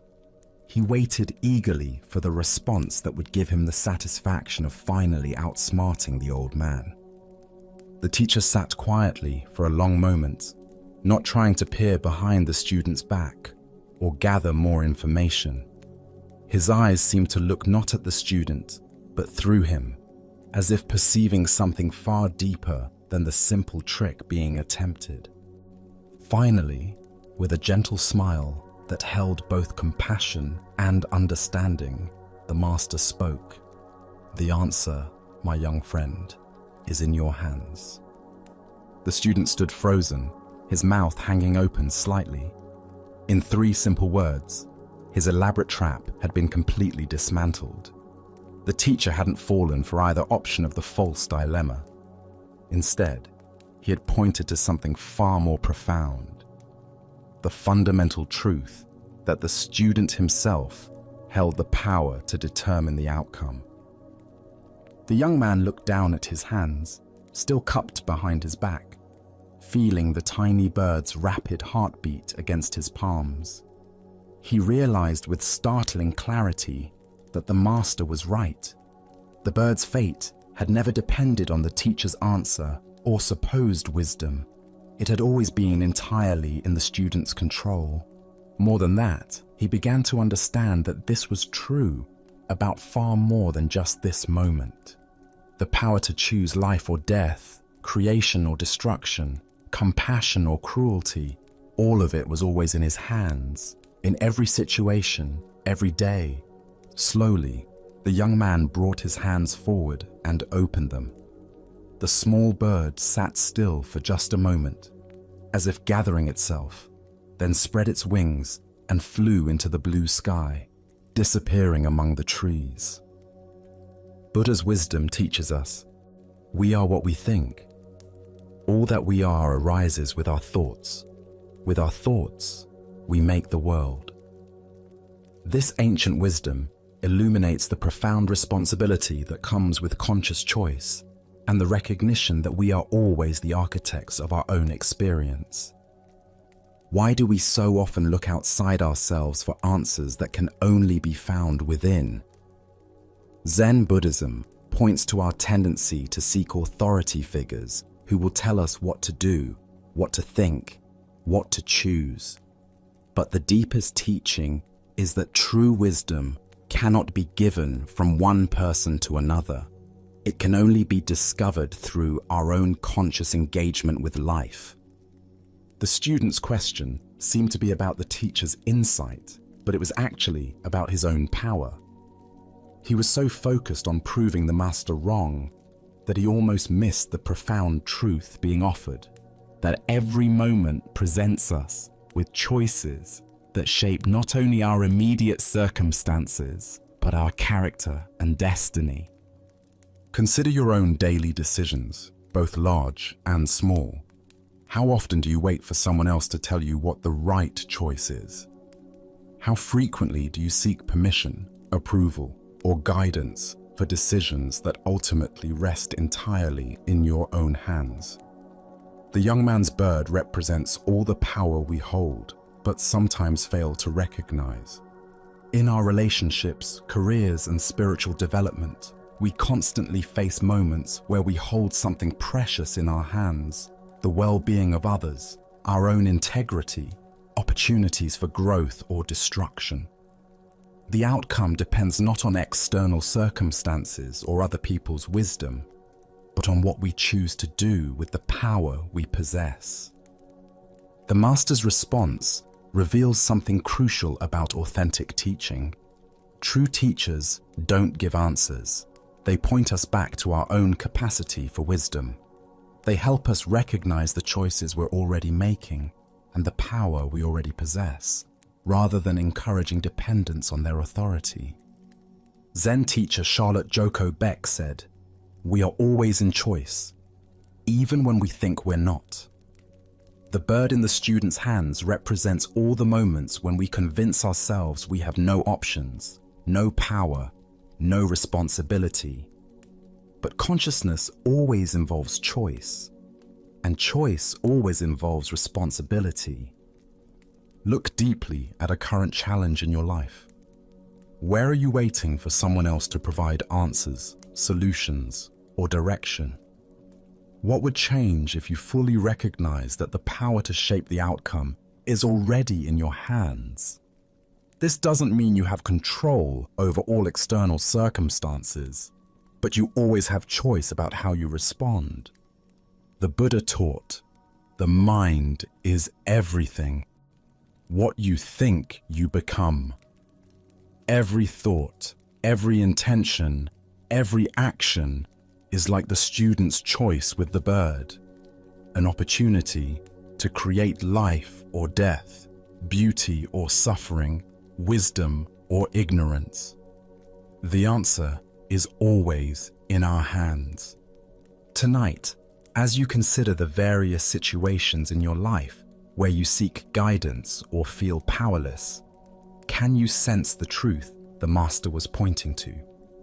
Can you feel the weight of the choices you carry every day, not as a burden, but as the fundamental dignity of conscious existence? As the Buddha observed, no one saves us but ourselves. No one can and no one may. We ourselves must walk the path. The bird flies free, not because of the teacher's wisdom, but because of the student's choice. In recognizing our own power to choose life over death, compassion over cruelty, truth over deception, we discover that the answer to every important question has always been in our hands.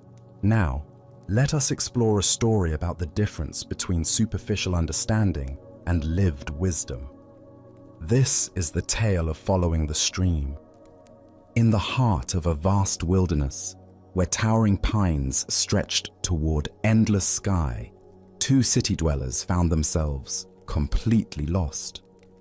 They had ventured into the high timber for what was supposed to be a simple day hike. But overconfidence and poor preparation had led them far from any familiar trail. For a day and a night, they wandered through the dense forest, their anxiety growing with each passing hour. The comfortable urban world they knew seemed impossibly distant. Every tree looked the same. Every path led to another confusing intersection, and their sense of direction had completely abandoned them. Just as panic was beginning to set in, they stumbled upon an old hermit sitting peacefully beside a small clearing.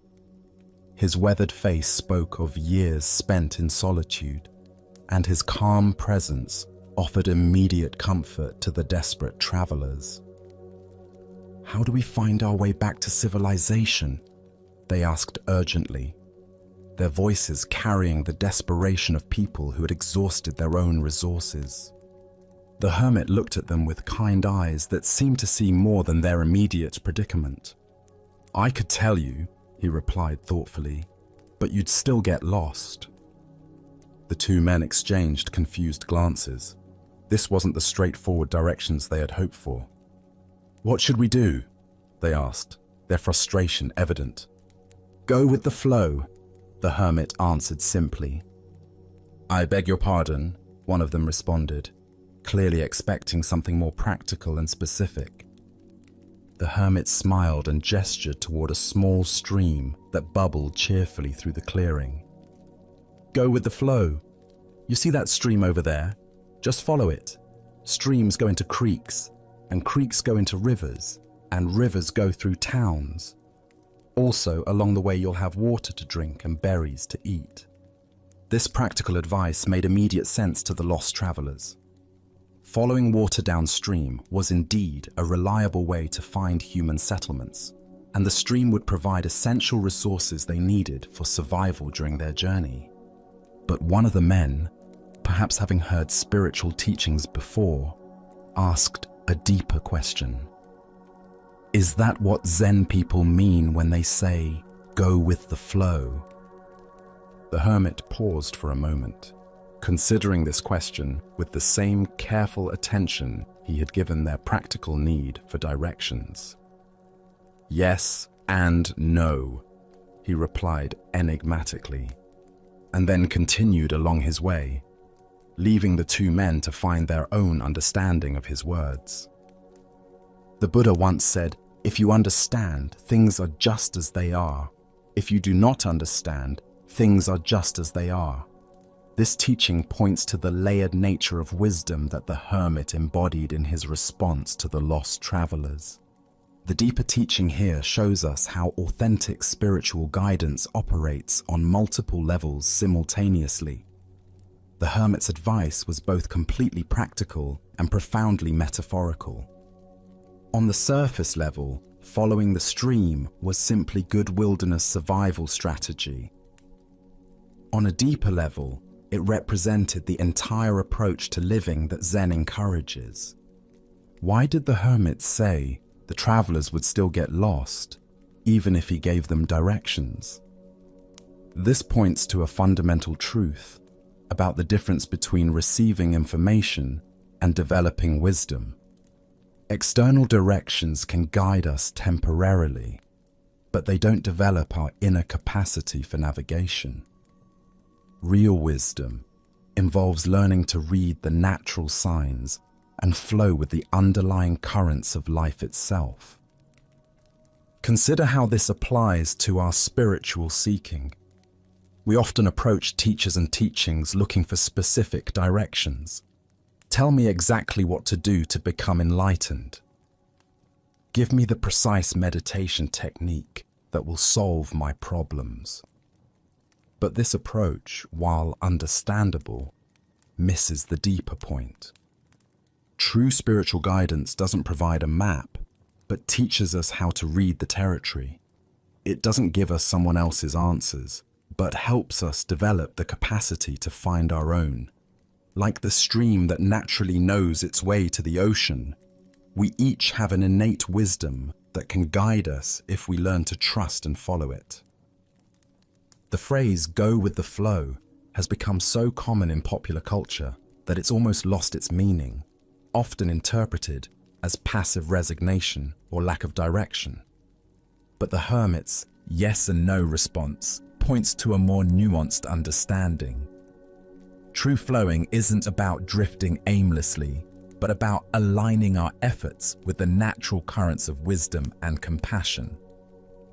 The stream represents the Tao, the natural way that underlies all existence. When we align ourselves with this deeper flow, our actions become effortless and effective. We stop pushing against reality and learn to work with the grain of existence rather than against it. But this requires developing a different kind of intelligence than our usual problem-solving mind.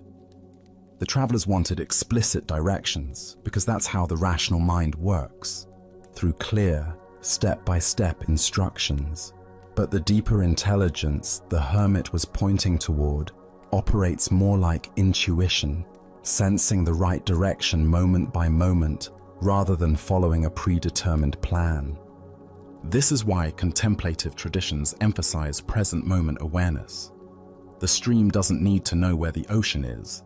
It simply flows in the direction that feels natural right now. Similarly, when we develop moment-to-moment mindfulness, we can sense the appropriate response to each situation without needing to figure out the entire journey in advance. Tonight, as you navigate the complexities of your own life, can you sense the streams of natural wisdom flowing beneath the surface of your daily concerns?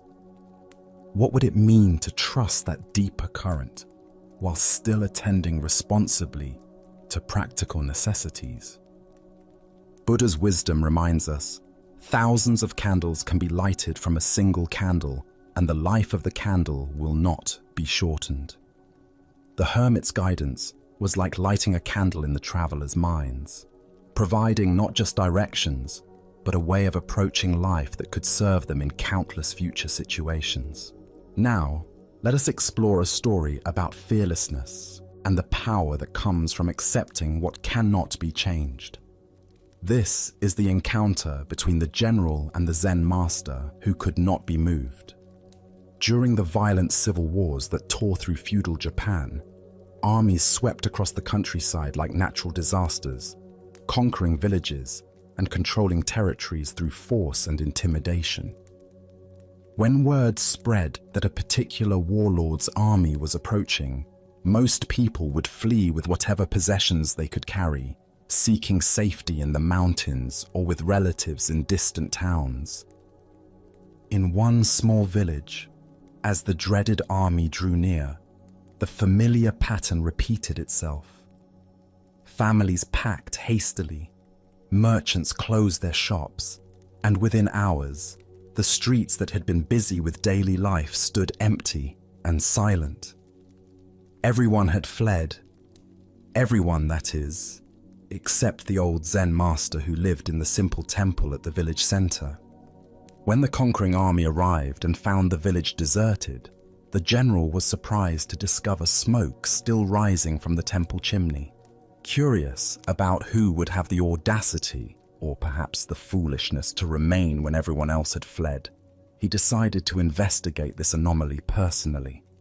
The general approached the temple with several of his lieutenants, expecting to find either a frail old man too weak to flee, or perhaps someone who had been unable to escape in time. What he found instead was the Zen master sitting peacefully in his garden, tending to his plants as if nothing unusual was happening around him. The general had grown accustomed to fear and submission wherever his army went. Village leaders would prostrate themselves before him, pleading for mercy and offering tribute in hopes of avoiding destruction. Citizens would cower and flee at the mere sight of his soldiers. This old man's calm indifference to his presence was both puzzling and irritating. When he wasn't treated with the deference and submissiveness to which he was accustomed, the general's face darkened with growing anger. Here was someone who didn't seem to understand the gravity of the situation or respect the power he represented. "You fool!" the general shouted, his voice echoing through the empty courtyard as he reached for his sword. His elaborate armor gleamed menacingly in the afternoon light, and his hand gripped his weapon with practiced ease. "Don't you realize that you are standing before a man who could run you through without blinking an eye?" The threat that had terrorized countless others left the master completely unmoved. He continued his careful tending of a small flowering bush, his hands steady and his expression serene. When he finally looked up at the general, it was with the same calm attention he had shown before, as if greeting any ordinary visitor to his garden. "And do you realize," the master replied with perfect equanimity, "that you are standing before a man who can be run through without blinking an eye?" The general stood speechless, his sword half drawn. His anger suddenly dissolved into something approaching awe. In all his years of warfare and conquest, he had encountered many forms of courage. The desperate bravery of cornered soldiers, the defiant rage of defeated enemies, the foolish boldness of young warriors. But he had never encountered anything like this. Complete acceptance without fear, total peace in the face of death.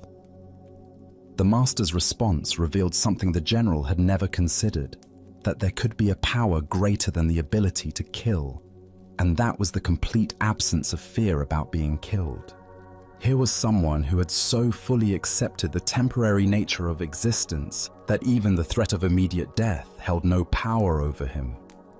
Slowly, the general returned his sword to its sheath. Without another word, he turned and walked away from the temple, leaving the master to continue his gardening in peace. The village remained untouched by the war, not because of any military strategy or negotiated protection, but because of one man's absolute fearlessness. As the Buddha taught, all conditioned things are impermanent. Strive on with diligence. Here we discover the profound power that emerges when we fully accept this fundamental truth, rather than spending our lives trying to escape it. Why does complete acceptance of mortality create such presence and authority?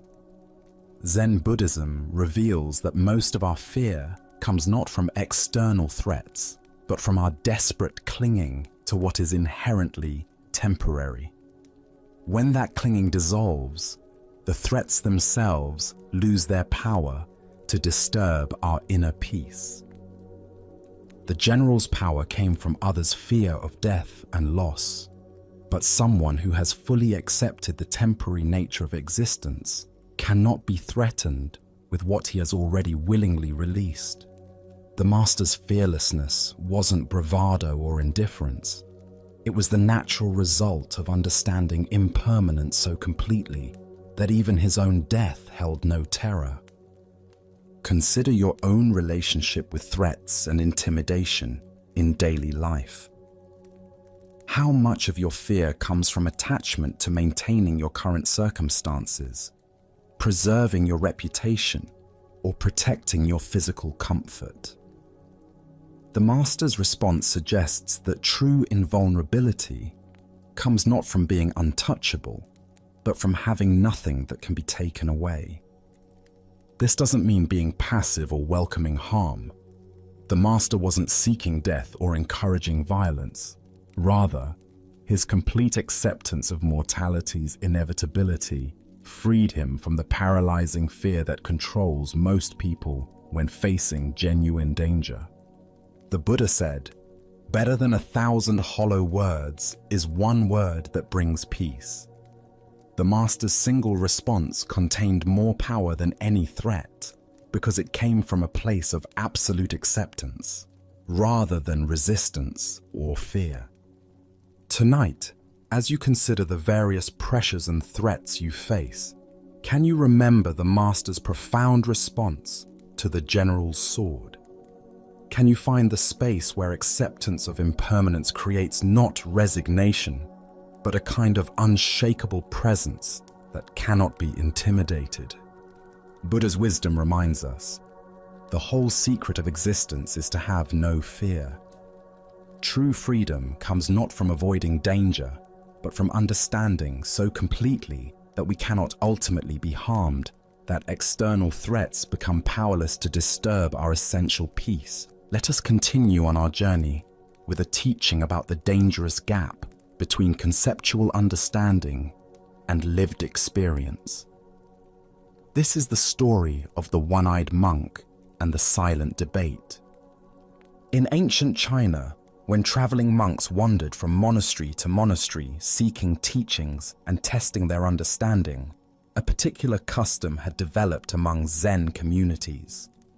Before a wandering monk could receive lodging for the night, he had to engage in what was called Dharma combat, with either the abbot or a designated representative. This wasn't physical fighting, but a contest of spiritual wit and understanding, where profound questions and paradoxical answers revealed the depth of each participant's realization. At one renowned monastery nestled in bamboo forests, a travel-worn monk arrived as evening shadows began to lengthen across the courtyards. His robes were dusty from mountain paths, his straw sandals worn thin, but his eyes carried the alert brightness of someone genuinely seeking deeper understanding. The abbot, busy with evening duties, assigned his personal attendant to conduct the traditional Dharma encounter. This attendant had served the monastery faithfully for many years, though he possessed what others might consider a disadvantage. He had lost one eye in an accident during his youth. Despite this physical limitation, or perhaps because of the clarity it had brought to his inner vision, he had developed profound insight into the Buddha's teachings. When the two monks met in the monastery's formal reception hall, the traveling monk proposed something unusual. "Let us engage in silent debate," he suggested, gesturing with his hands to indicate they would communicate through gestures alone rather than words. Sometimes the deepest truths transcend language altogether. The attendant nodded agreement, and they began their wordless exchange. The wayfarer raised one finger toward the ceiling, holding it steady with an expression of calm confidence. Without hesitation, the attendant responded by raising 2 fingers. The traveling monk, seeming pleased by this response, then raised 3 fingers. At this, the attendant surprised him by making a tight fist and holding it firmly in the space between them. The traveling monk's confident expression faltered. For a moment, he stared at the clenched fist, his face showing confusion and something approaching alarm. Then, without attempting any further gestures, he bowed quickly and left the hall. Soon afterward, he found the abbot and spoke with obvious respect and disappointment. "Venerable Sir, your representative is far too advanced for me.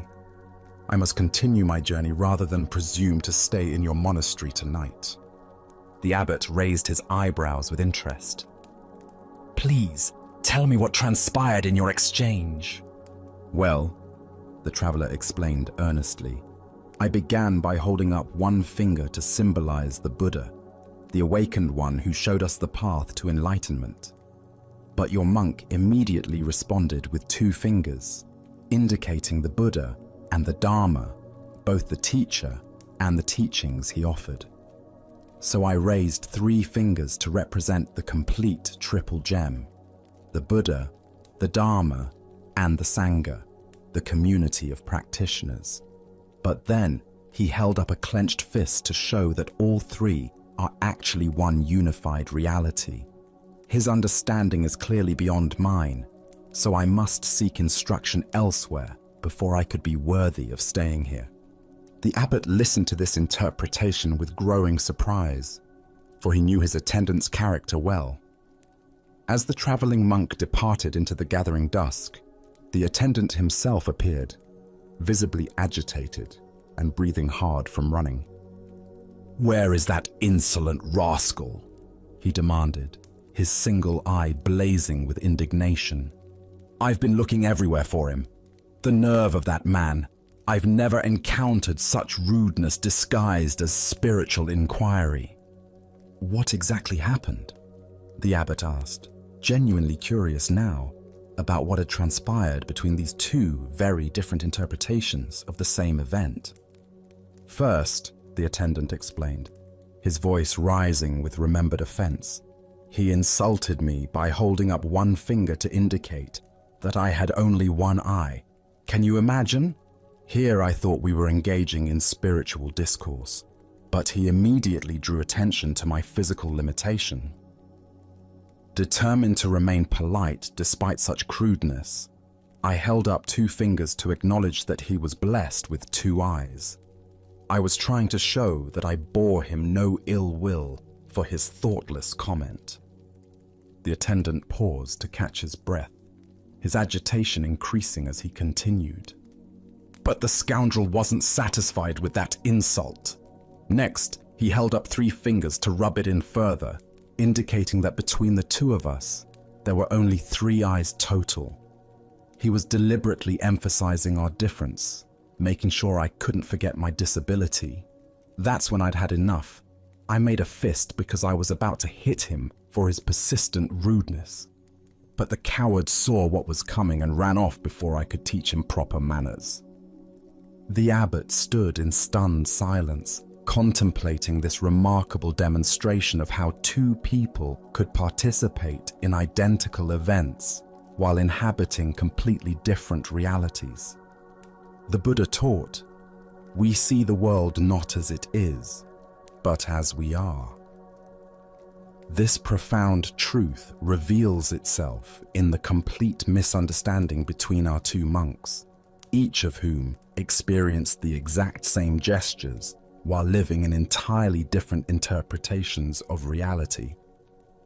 Why do we so often project our own concerns, insecurities, and assumptions onto neutral situations? Zen Buddhism points to what it calls the 8 worldly winds: praise and blame, pleasure and pain, gain and loss, fame and disgrace.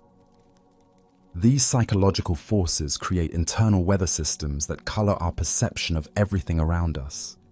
The attendant's sensitivity about his missing eye created a filter through which every gesture became a personal attack. His past experiences of being judged or pitied for his appearance had created such a strong interpretive framework that he couldn't perceive any other possible meaning in the traveler's hand signals. Similarly, the traveling monk's spiritual preoccupations caused him to see profound Dharma teachings in what were actually expressions of wounded feelings and growing anger. His framework of seeking enlightened instruction made him interpret increasingly aggressive gestures as increasingly sophisticated wisdom. Look deeply at your own patterns of interpretation. How often do your current worries, past hurts, or persistent hopes cause you to misread situations completely? Perhaps someone's distracted behavior becomes evidence they don't like you when they're actually concerned about a family member's health. Maybe a colleague's helpful suggestion feels like criticism because you're insecure about your performance. This ancient wisdom illuminates how our internal state creates our external experience. Both monks were sincere in their perceptions, yet both were fundamentally mistaken about what was actually happening. Neither was lying or deliberately misinterpreting. They were simply seeing through the lens of their own psychological conditioning. The story points us toward a crucial question. How can we develop the capacity to see situations more clearly, less filtered through our personal concerns and interpretations? Zen practice offers several approaches to this challenge. First is what's called don't know mind. Maintaining openness to multiple interpretations, rather than immediately settling on the one that confirms our existing beliefs or fears. When someone acts in a way that triggers our interpretation, can we pause and consider other possible explanations? Second is mindfulness of our own emotional states. The attendant might have noticed his rising sensitivity about his appearance and recognized how this was coloring his perception. The traveler might have observed his eagerness to find profound teachings and questioned whether he was seeing wisdom where none existed. Zen Master Bankei taught, "Your everyday mind, that is the way." This teaching invites us to examine the very mind that creates these interpretations, rather than constantly trying to figure out the correct interpretation of external events. The Buddha said, "Hatred is never appeased by hatred in this world. By non-hatred alone is hatred appeased. This is a law eternal." If the attendant had met the traveler's perceived insults with curiosity rather than defensiveness, if the traveler had questioned his assumptions about enlightened behavior, their encounter might have become a genuine teaching for both. Tonight, as you replay conversations and interactions from your day, can you notice how your own concerns and sensitivities might have shaped your interpretations? Can you sense the difference between what actually happened and the meaning your mind added to those events? As the Buddha taught, peace comes from within. Do not seek it without. By understanding how our internal weather creates our external storms, we discover the possibility of clear seeing that serves both wisdom and compassion. Our next story reveals the difference between technical mastery and true mastery of oneself. This is the lesson of the archer and the bridge. A young man had devoted years to perfecting his skill with the bow and arrow. Day after day, he practiced in all weather conditions, his dedication absolute, his focus unwavering. His technique became flawless, his aim so precise that he rarely missed his target, even at great distances. Word of his remarkable ability spread throughout the region, and he began winning archery contests one after another, each victory feeding his growing pride and confidence. Flush with success, and perhaps a bit intoxicated by his own reputation, the young archer decided to seek out the ultimate challenge. He had heard whispered stories of an old Zen master who lived high in the mountains, a man renowned not only for his spiritual wisdom, but also for his legendary skill with the bow.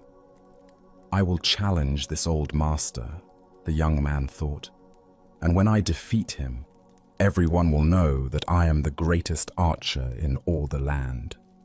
He found the master's simple dwelling and issued his challenge with the confidence of youth.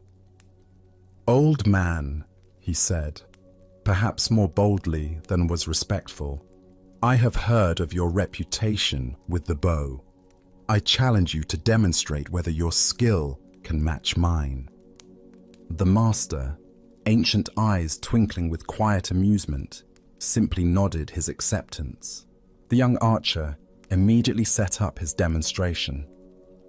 He selected a target at a considerable distance, drew his bow with practiced precision, and let loose his arrow. It flew straight and true, striking the exact center of the bullseye with a satisfying thud. Without pausing, he notched a second arrow, drew, aimed, and fired again. This arrow split the first arrow down its center, a feat of such technical brilliance that few archers in the world could have accomplished it. The young man turned to the master with obvious satisfaction, his chest puffed with pride. "There," he said, gesturing toward his perfect demonstration. "Let's see if you can match that display of skill." The old master looked at the target, then at the young man, and smiled gently. But instead of drawing his own bow, he simply motioned for the archer to follow him. "Come," he said quietly, "let us find a more suitable place for this demonstration." Curious about what the old man had in mind, and confident that no location could diminish his superior abilities, the young archer followed the master up a winding mountain path. They climbed higher and higher, the air growing thinner, the path more treacherous, until finally they reached a place where the mountain was split by a deep chasm. Spanning this terrifying gap was a single fallen log, weathered and narrow, that served as a bridge between the two sides. Far below, so far that the bottom disappeared into shadow, the chasm yawned like a hungry mouth. The slightest misstep would mean certain death. Without a word, the old master calmly stepped out onto this precarious bridge. His movements were unhurried, graceful, completely at ease despite the mortal danger. When he reached the center of the log, where it sagged slightly and swayed with his weight, he paused and turned to face a distant tree on the far side of the chasm. Drawing his bow with the same casual precision he might use in his own garden, the master took aim and released his arrow. It flew across the void and struck the distant tree with a clean, direct hit. Not necessarily more accurate than the young man's shots, but accomplished under conditions that would challenge even the most seasoned warrior. The master then gracefully stepped back onto solid ground and gestured toward the log bridge. "Now it is your turn," he said simply. The young archer approached the edge of the chasm and looked down into the seemingly bottomless abyss. His mouth went dry, his palms began to sweat, and his legs trembled beneath him. The very thought of stepping onto that narrow, unstable bridge filled him with paralyzing terror. The technical skill that had made him so confident suddenly seemed irrelevant in the face of this primal fear. He tried to force himself forward, but his body refused to obey.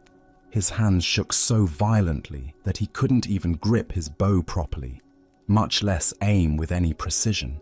The steady breathing and focused concentration that had served him so well in controlled conditions completely abandoned him. The master watched this struggle with compassionate understanding. "You have developed great skill with your bow," he observed gently, "but you have little skill with the mind that lets loose the shot." As the Buddha taught, the mind is everything. What you think, you become. This ancient wisdom illuminates the difference between mastery of technique and mastery of the mind that employs the technique. Why do we so often mistake technical proficiency for true mastery? Zen Buddhism points to our tendency to focus on external accomplishments while neglecting the inner development that makes those accomplishments meaningful. We perfect our skills in controlled environments, but discover our limitations when facing uncertainty, danger, or genuine challenge. The young archer had indeed achieved remarkable technical skill, but only under ideal conditions. When his environment changed, when fear entered the equation, when the stakes became real, when his sense of safety was threatened, his carefully cultivated abilities disappeared entirely. His mastery was revealed to be shallow, dependent on external circumstances rather than inner stability.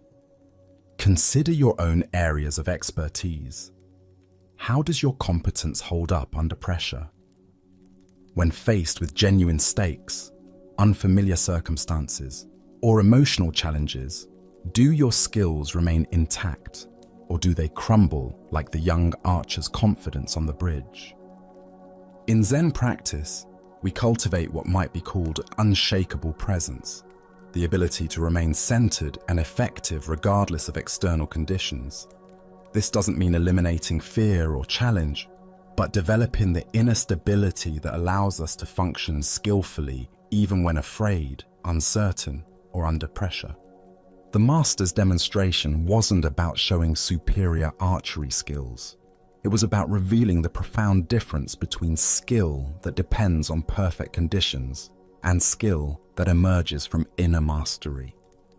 His arrow didn't need to be more accurate than the young man's. It simply needed to be released from a place of genuine equanimity. Zen Master Bankei taught, "The unborn Buddha mind can handle any situation." This points to a quality of awareness that remains constant, whether we're shooting at safe targets or standing on precipices. It's the difference between confidence that comes from controlling our environment and confidence that comes from trusting our ability to respond wisely to whatever arises. The Buddha said, "Better than 1,000 hollow words is one word that brings peace." One arrow shot from genuine presence and inner stability has more value than 1,000 arrows shot from ego and carefully controlled conditions. True mastery reveals itself not in perfect circumstances, but in our ability to maintain our center when everything around us is uncertain. Look deeply at your own relationship to challenge and fear. Where in your life do you perform well in safe, controlled environments but struggle when stakes are raised or conditions become unpredictable? This isn't a failure. It's simply information about where your practice needs to deepen. Tonight, as you consider the various skills and competencies you've developed, can you distinguish between those that depend on perfect conditions and those that remain stable under pressure? Can you sense the difference between the confidence that comes from avoiding challenge and the confidence that comes from meeting challenge with presence? Buddha's wisdom reminds us, chaos is inherent in all compounded things. Strive on with diligence.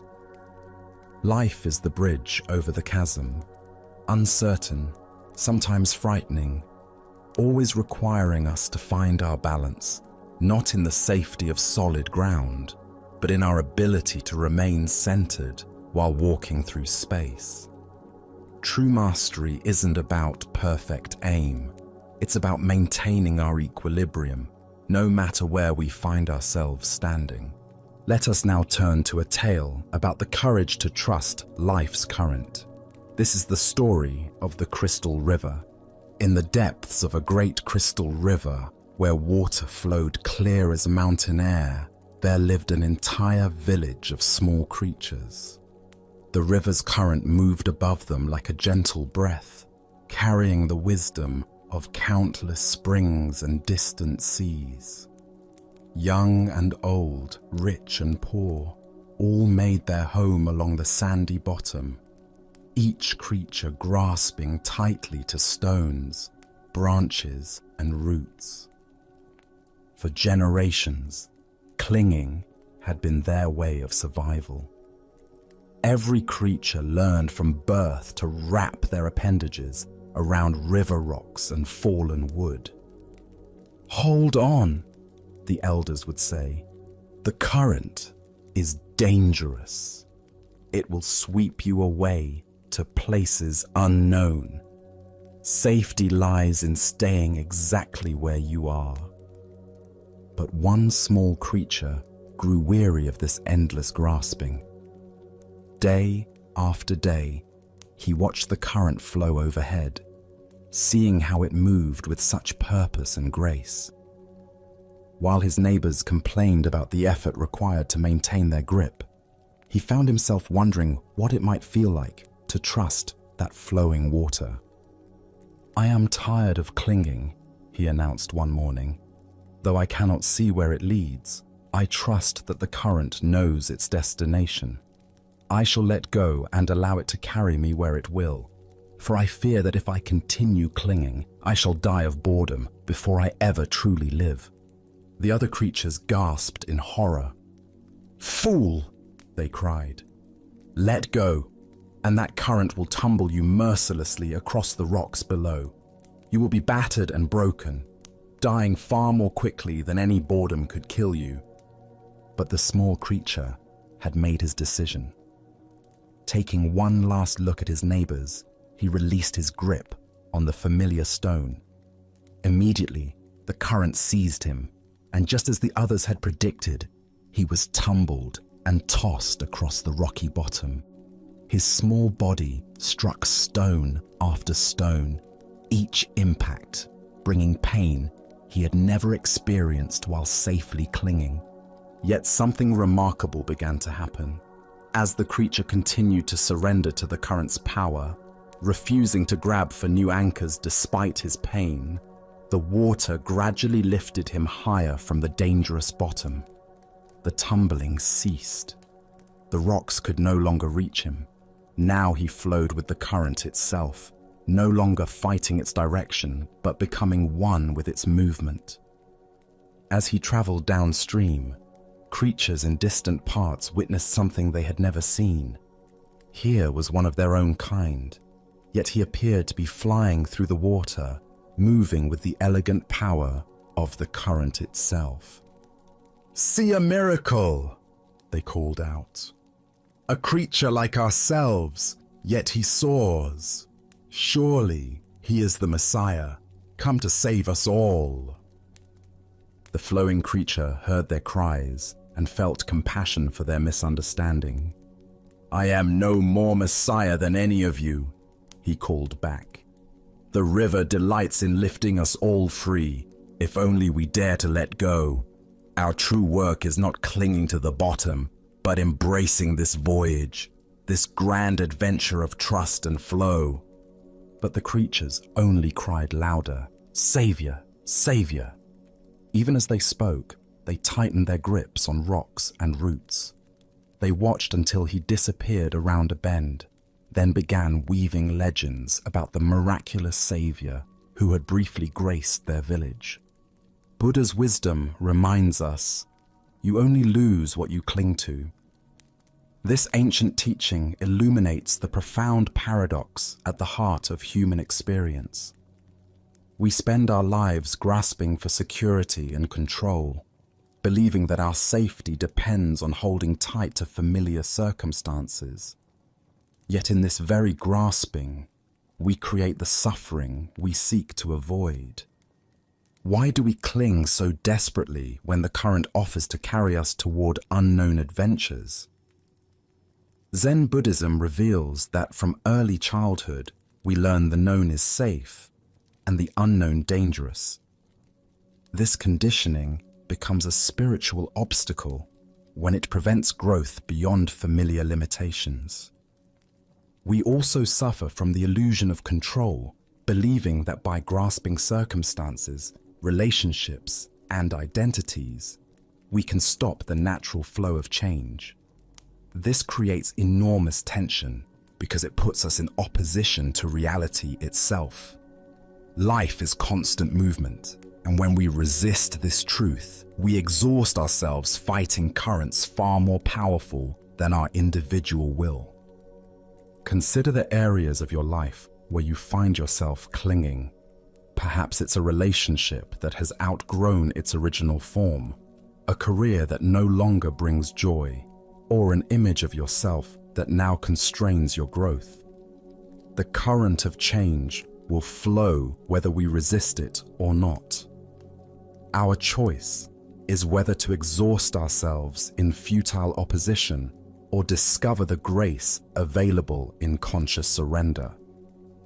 The Buddha said, "Nothing is permanent except change. Water doesn't fight the mountainside. it finds the natural pathway down.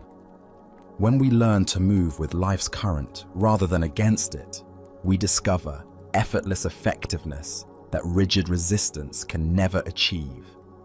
Tonight, as you rest in this moment's stillness, what might you be ready to release? Perhaps it's a worry about tomorrow's challenges, a resentment from yesterday's disappointments, or a way of defining yourself that has grown too small. Can you feel into the current of this moment's aliveness and trust its direction? As the Buddha taught, let go of what has passed. Let go of what may come. Let go of what is happening now. Relax, right now, and rest. In this trust, we discover that the current we feared would destroy us is actually the very force that can carry us home to our true nature. Our next story reveals the power of returning to what is real when fear threatens to overwhelm us. This is the tale of the captured warrior. In ancient Japan, during a time of constant warfare between rival clans, a skilled warrior found himself on the losing side of a fierce battle. As his comrades fell around him and defeat became inevitable, he was captured by enemy soldiers and dragged away from the battlefield, his armor stripped, his weapons confiscated. That evening, they threw him into a dark, cramped prison cell with stone walls that seemed to press in from all sides. The heavy wooden door slammed shut with a finality that echoed through his bones. As darkness settled over the prison, the warrior's mind began to race with terrifying possibilities. Tomorrow, they would come for him. He knew the customs of war. First would come the interrogation, designed to extract information about his lord's defenses, troop movements, and strategic plans. When he refused to speak, as honor demanded, they would resort to torture. Hot iron, bamboo splinters under his fingernails, methods he had heard described in hushed tones by other warriors. And when they had extracted what they could, or when they grew tired of his silence, would come the execution. As these thoughts consumed him, his heart began to pound so violently he feared it might burst. His breathing became shallow and rapid. Sweat beaded on his forehead despite the cool night air. Sleep seemed impossible as his mind conjured increasingly vivid scenarios of tomorrow's suffering. Hours passed in this torment. The warrior paced his small cell, sat against the cold stone wall, lay on the straw-covered floor. Nothing brought relief from the visions of impending doom that played repeatedly in his mind like a terrible dream he couldn't escape. Then, in the depths of his despair, he remembered the gentle voice of his Zen master back at the monastery where he had studied before becoming a warrior. The old teacher's words came to him as clearly as if the master were sitting beside him in the cell. Tomorrow is not real, it is an illusion. The only reality is now. At first, the warrior's frightened mind resisted these words. How could tomorrow be an illusion when the threats were so concrete, so inevitable? But as he sat quietly and allowed the teaching to penetrate deeper, something began to shift. He noticed his breathing. In this moment, he was breathing freely. He felt the straw beneath him, rough but not uncomfortable. He heard the sound of wind moving through the trees outside his window, a sound that spoke of the natural world, continuing its ancient rhythms regardless of human conflict. In this moment, he was not being tortured. In this moment, he was not dying. In this moment, there was simply a man sitting in a cell, alive and aware. The terrors that had seemed so overwhelming moments before revealed themselves to be nothing more than thoughts about a future that existed only in his imagination. As this understanding deepened, a profound peace settled over the warrior. His breathing slowed and deepened. His racing heart found a steady rhythm. For the first time since his capture, he smiled. The master's wisdom had freed him from a prison far more confining than the stone walls around him, the prison of anxious thoughts about tomorrow. Within minutes, the warrior fell into a deep, peaceful sleep. The Buddha once said, "If you want to know your past, look at your present condition. If you want to know your future, look at your present actions." This ancient wisdom illuminates the profound truth the warrior discovered in his cell. The only moment in which we ever actually live is this one. Why do we torture ourselves with endless scenarios about the future? Zen Buddhism explains that our minds evolved as survival mechanisms, constantly scanning for threats and planning for protection. While this capacity serves us in genuine emergencies, it becomes a source of suffering when we mistake mental projections for reality. Look deeply at your own experience. How much of your anxiety stems from vivid imaginings of future scenarios that may never occur? The presentation you're worried about, the medical test results you're awaiting, the difficult conversation you need to have. These situations exist primarily in thought, not in present reality. The warrior's teaching shows us that we can acknowledge future challenges without being consumed by them. Planning and preparation have their place, but when they transform into obsessive worry, they rob us of peace and clarity. As Vietnamese Zen master Thich Nhat Hanh taught, thanks to impermanence, everything is possible. The future remains unwritten, shaped by causes and conditions we cannot fully predict or control. The worried mind assumes that current difficulties will inevitably continue or worsen, but impermanence teaches us that everything changes. The warrior in his cell could not know what the next day would actually bring. Perhaps his lord's forces would mount a rescue. Perhaps his captors would show mercy. Perhaps diplomatic negotiations would secure his release. Buddha spoke of this when he said, "The past is gone, the future is not yet here, and there is only one moment for you to live." This teaching doesn't encourage us to ignore future responsibilities or avoid reasonable planning. Instead, it invites us to recognize where our attention habitually goes, and to gently guide it back to the richness of present experience.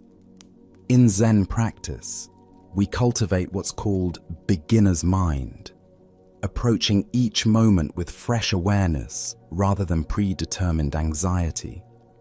When we truly inhabit the present, we often discover that it contains resources for peace and clarity that worried thinking never revealed. Consider how the warrior's shift in attention transformed his entire experience. The same cell, the same uncertain future, but by returning to present moment awareness, suffering transformed into peace.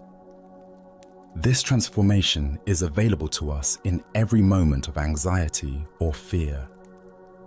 Tonight, as you notice your mind creating stories about tomorrow's challenges, remember the captured warrior and his master's wisdom. What is actually happening right now? What simple experiences, breathing, sitting, the temperature of the air, are available to anchor you in reality rather than imagination? As the Buddha taught, do not dwell in the past. Do not dream of the future. Concentrate the mind on the present moment. In this teaching lies the key to the warrior's prison and our own. Now, let us explore a story about the nature of genuine assistance and the goal of true teaching. This is the encounter between the psychiatrist and the Zen master. At a gathering of professionals and spiritual teachers, a psychiatrist found himself in conversation with a renowned Zen master. The psychiatrist had built his career on helping people work through their psychological difficulties, analyzing their problems, and providing therapeutic interventions designed to improve their mental health and emotional well-being. Curious about how different approaches to helping might compare, the psychiatrist decided to ask the master a direct question that had been on his mind throughout their conversation. "I've spent years learning various techniques for helping people with their emotional and psychological struggles," the psychiatrist said. "I'm curious about your approach. Exactly how do you help people?" The master listened to the question with the same calm attention he brought to everything, considering not just the words but the assumptions underlying them. After a moment of thoughtful silence, he offered a response that was both simple and profound. "I get them to a place where they can't ask any more questions," the master replied. The psychiatrist paused, uncertain whether this was meant as a serious answer or perhaps some kind of Zen riddle. "I'm not sure I understand," he said. "Surely questioning is important in any process of growth and understanding." The master smiled gently. "Questions arise from the mind that believes it lacks something. When someone reaches the place where questions naturally cease, they have found what they were truly seeking all along." Buddha's wisdom tells us, "Doubt everything. Find your own light." Yet this ancient teaching reveals a paradox.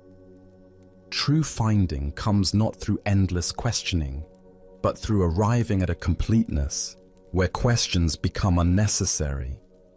Why do we assume that helping people means providing answers to their questions when the deepest healing might involve dissolving the questioner itself? Zen Buddhism points to the possibility that many of our problems exist only because we continue to ask the questions that create and maintain them. The psychiatrist's approach, like that of most helping professions, focuses on analyzing problems, understanding their origins, and developing strategies for managing or resolving them. This method has value and can provide genuine relief for many forms of suffering. But the master's approach suggests something more radical. Helping people transcend the very framework that generates their problems. Consider the endless questions that occupy your own mind. How can I be happier? Why do I keep making the same mistakes? What should I do with my life? How can I find meaning? Each question implies a questioner who lacks something, who needs something, who must figure something out. But what if the questioner itself is the source of the seeking? In Zen practice, we discover that many of our problems are maintained by the very effort to solve them. The mind that constantly asks, "How can I find peace?" is the same mind that disturbs the peace that is naturally present. The person who desperately seeks enlightenment may be reinforcing the very sense of separation that creates the feeling of being unenlightened. The master's method of getting people where they can't ask any more questions isn't about suppressing inquiry or promoting ignorance. Rather, it's about guiding people to a direct experience of completeness where questions naturally dissolve because there's nothing more to seek. Zen Master Bankai taught, "The unborn Buddha mind can handle anything that comes up." When someone truly realizes their fundamental completeness, questions about how to be complete simply cease to arise. Problems don't need to be solved. They're recognized as temporary appearances in the vast space of awareness. This doesn't mean practical questions disappear entirely. What should I have for lunch? Or, which route should I take to work? Are functional questions that serve practical purposes. The questions that cease are the existential ones, that arise from a fundamental sense of lack or incompleteness. The Buddha said, "There is nothing to do, nothing to gain, nothing to lose." This teaching points to the same understanding the Master was indicating. True help comes not from giving people more to do or figure out, but from helping them realize they are already what they seek. Look deeply at your own relationship with questions and seeking. How much of your mental energy goes toward trying to solve the problem of your life rather than living it? What would remain if you stopped asking the questions that assume something is fundamentally wrong or missing? The psychiatrist helps by analyzing and providing tools. The Master helps by pointing to what needs no analysis or improvement. Both approaches can serve, but the Master's method aims for the root rather than the branches, dissolving the seeker rather than satisfying the seeking. Tonight, as you notice the questions that typically occupy your mind, can you sense what lies beneath them? Can you find the space of awareness that exists prior to all questions, the completeness that needs no answers because it lacks nothing? As the Buddha observed, peace comes from within. Do not seek it without. The deepest help we can receive or offer others is the recognition that what we seek has never been absent.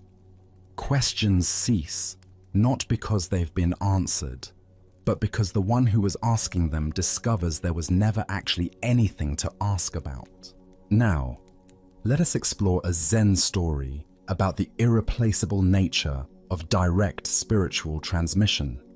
This is the tale of Bankei and the messenger. In the bustling capital city, where merchants haggled in crowded marketplaces and scholars debated in tea houses, the renowned Zen master Bankei had completed another period of teaching at one of the great temples. Known throughout the region for his profound insight and ability to point students directly toward their Buddha nature, Bankei maintained a simple practice of traveling between temples, offering instruction wherever sincere students gathered. As the master prepared to depart for his next destination, carefully folding his few possessions into a traveling bundle, a well-dressed gentleman approached him with urgent politeness. The man's fine silk robes and careful manner suggested someone accustomed to moving in aristocratic circles, likely a retainer or aide to one of the noble families that supported the temple. "Venerable master," the gentleman said, bowing deeply, "I come with a request from the Baron, a man of great learning and sincere interest in your teachings. He has heard of your wisdom and wishes desperately to meet with you personally, but urgent matters have detained him today. Would you consider postponing your departure by one day so that he might have the honor of studying with you tomorrow?" Bankei, despite his eagerness to reach the next temple where students awaited him, recognized the genuine need in the request. The path of a teacher required flexibility and compassion, even when inconvenient. "Of course," he replied simply, "I shall remain one more day." The master unpacked his bundle and settled back into the temple quarters, spending the evening in quiet meditation and preparation for what he anticipated would be a meaningful encounter with a sincere seeker.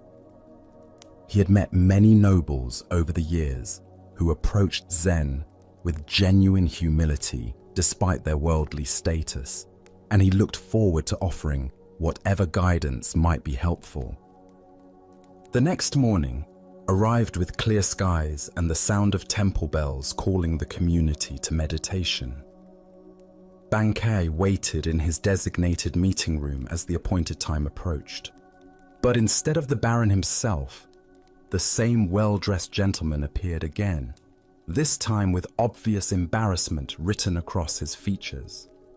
"Master," the man began, his voice heavy with apology, "I bring regrettable news. The Baron was called away on urgent business that could not be delayed, matters of state that demanded his immediate attention. However, he has not forgotten his desire for your teaching. He has asked me to serve as his representative, to receive your instruction on his behalf, and carry your wisdom back to him faithfully." The gentleman paused, clearly hoping this arrangement would prove acceptable. The Baron's specific question concerns the nature of mind itself. He wishes to understand, what is the true nature of consciousness, and how can one realize it directly? If you would share your teaching on this matter, I promise to convey every word exactly as you speak it. Bankai listened to this request with gentle attention, his expression remaining calm and compassionate. When the gentleman finished speaking, the master sat quietly for a moment, as if considering not just the question, but the entire situation, the absent seeker, the well-intentioned messenger, and the profound impossibility of what was being asked. Finally, Bankai spoke with characteristic simplicity and directness. This matter of Zen is difficult to convey even through direct question and answer, between teacher and student meeting face to face. It becomes all the more difficult, indeed impossible, to transmit through a messenger, no matter how sincere or capable that messenger might be. Having delivered this response, the master said nothing more. He simply sat in silence, embodying the very teaching he had just articulated. The gentleman waited, perhaps expecting elaboration or alternative suggestions, but none came. Eventually, finding himself speechless and somewhat confused, the gentleman bowed politely and withdrew from the temple. The Buddha once said, "Be a lamp unto yourself." This profound truth reveals itself in Bankai's gentle but firm refusal to reduce Zen wisdom to a message that could be carried by proxy. Spiritual awakening cannot be transmitted second-hand because it is not information, but transformation. Why do we often approach spiritual learning as if it were academic knowledge that can be collected and conveyed through intermediaries? Zen Buddhism teaches that awakening is not a concept to be understood, but a reality to be directly experienced. Like the taste of water to someone who is thirsty, it cannot be adequately described. It must be experienced firsthand. The Baron's question about the nature of consciousness reveals our typical approach to spiritual inquiry. We want to understand awareness intellectually, to grasp it conceptually, to possess it as knowledge. But consciousness cannot be made into an object of study because it is the very subject doing the studying. It's like trying to see your own eyes without a mirror. The seeing itself is what you are trying to see. Consider how often throughout your day you might approach spiritual wisdom as information to be collected, rather than truth to be embodied. We read books about meditation instead of meditating. We study descriptions of enlightenment instead of investigating our present experience. We seek answers about the nature of mind instead of directly examining what we call mind right now. Zen Master Dogen taught, to study the Buddha way is to study the self. To study the self is to forget the self. This paradox points to the heart of why spiritual transmission requires direct engagement. The self that wants to understand Buddhism intellectually is the very construction that must be seen through. This seeing through happens not through accumulating knowledge, but through intimate investigation of immediate experience. The messenger in the story represents our own tendency to approach awakening indirectly. We want to understand consciousness from a safe distance, maintaining the illusion that we are separate observers studying an object called awareness. But awareness is what we are, not what we have. It cannot be possessed, understood, or transmitted because we are expressions of it. Bankei's silence after his brief explanation was itself a teaching. In Zen, silence often conveys what words cannot. The gaps between thoughts, the space between breaths, the awareness in which all experiences arise. These cannot be captured in language, but can be directly recognized when we stop trying to grasp them conceptually. This doesn't mean spiritual teaching is impossible or that teachers serve no purpose. Rather, it means that authentic teaching points students toward their own direct experience, rather than providing second-hand descriptions of someone else's realization. The teacher's role is not to deliver enlightenment, but to create conditions where students might recognize what they already are. Tonight, as you experience the simple fact of being conscious, aware of these words, aware of your body, aware of the space in which thoughts and sensations appear, can you investigate this awareness directly rather than through concepts? Can you be present to your experience rather than trying to understand it through someone else's descriptions? As the Buddha taught, work out your own salvation with diligence. The path to freedom cannot be walked by proxy. It requires your own feet, your own breath, your own willingness to look directly at what you have always been but perhaps never clearly seen. Let us now turn to a story about the deceptive nature of appearances and the masks we wear in seeking acceptance. This is the tale of the hungry abbot and the generous robe. In a bustling merchant quarter of an ancient Chinese city, where silk traders and wealthy families built elaborate houses behind high walls, there lived a man whose prosperity was known throughout the region. His mansion boasted carved jade doorways, courtyards filled with exotic birds, and servants who attended to every detail of daily life. This man took great pride in his position and was particular about maintaining his reputation among other prominent citizens. One morning, as autumn rain fell steadily on the cobblestone streets, a figure approached his ornate front gate. The visitor was a Zen abbot from a mountain monastery, but he appeared as nothing more than a beggar. His simple brown robes were patched and worn thin from years of use. His sandals were cracked and muddy from walking mountain paths, and his wooden begging bowl showed the stains and scratches of countless meals received in charity. The abbot stood quietly at the gate, rain dripping from his shaved head, and waited with the patient dignity that comes from years of spiritual practice. When the gatekeeper finally noticed him, the man's expression immediately showed disdain. "What do you want, beggar?" the gatekeeper asked harshly, not bothering to bow or show any respect. "This is the house of an important man. We have no scraps for wanderers." "I am traveling and seeking alms," the abbot replied gently. "Perhaps your master would offer a simple meal to a monk." The gatekeeper looked him up and down with obvious contempt. These ragged clothes, this worn appearance. Clearly this was just another vagrant trying to take advantage of his master's household. "Be gone," he commanded.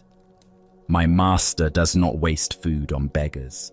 Seek your charity elsewhere." The abbot accepted this rejection without anger or argument. He simply bowed, turned, and walked back into the rain, his empty bowl tucked beneath his arm. Several hours later, as the afternoon sun broke through the clouds, the same figure returned to the same gate. But now everything had changed. The abbot wore his formal ceremonial robes, rich golden silk embroidered with intricate patterns, a magnificent purple sash across his shoulders, and prayer beads carved from precious wood. His bearing remained humble, but his appearance now spoke unmistakably of high spiritual rank and monastery wealth. This time, When the gatekeeper saw him approaching, his entire demeanor transformed. "Welcome, honored master," he exclaimed, bowing deeply. Please enter. My master will be so pleased to receive such a distinguished visitor." The rich man himself hurried out to greet the abbot personally, offering elaborate bows and flowery words of welcome. "Venerable sir, what an honor for our humble household. You must join us for our finest meal. Please allow us to serve you." They ushered the abbot into their most elegant dining room, where servants quickly prepared a sumptuous feast. Delicate fish, perfectly seasoned vegetables, fragrant rice, and sweet desserts filled the low table. The rich man sat opposite the abbot, beaming with pride at his ability to host such an important religious figure. As the first course was served, the abbot did something completely unexpected. Instead of eating, he carefully removed his beautiful ceremonial robe and folded it with great attention. Then, with deliberate precision, he placed the folded robe directly in front of the feast, as if it were the honored guest. Standing up with quiet dignity, the abbot spoke clearly so all present could hear. "This meal is not for me, it is for the robe."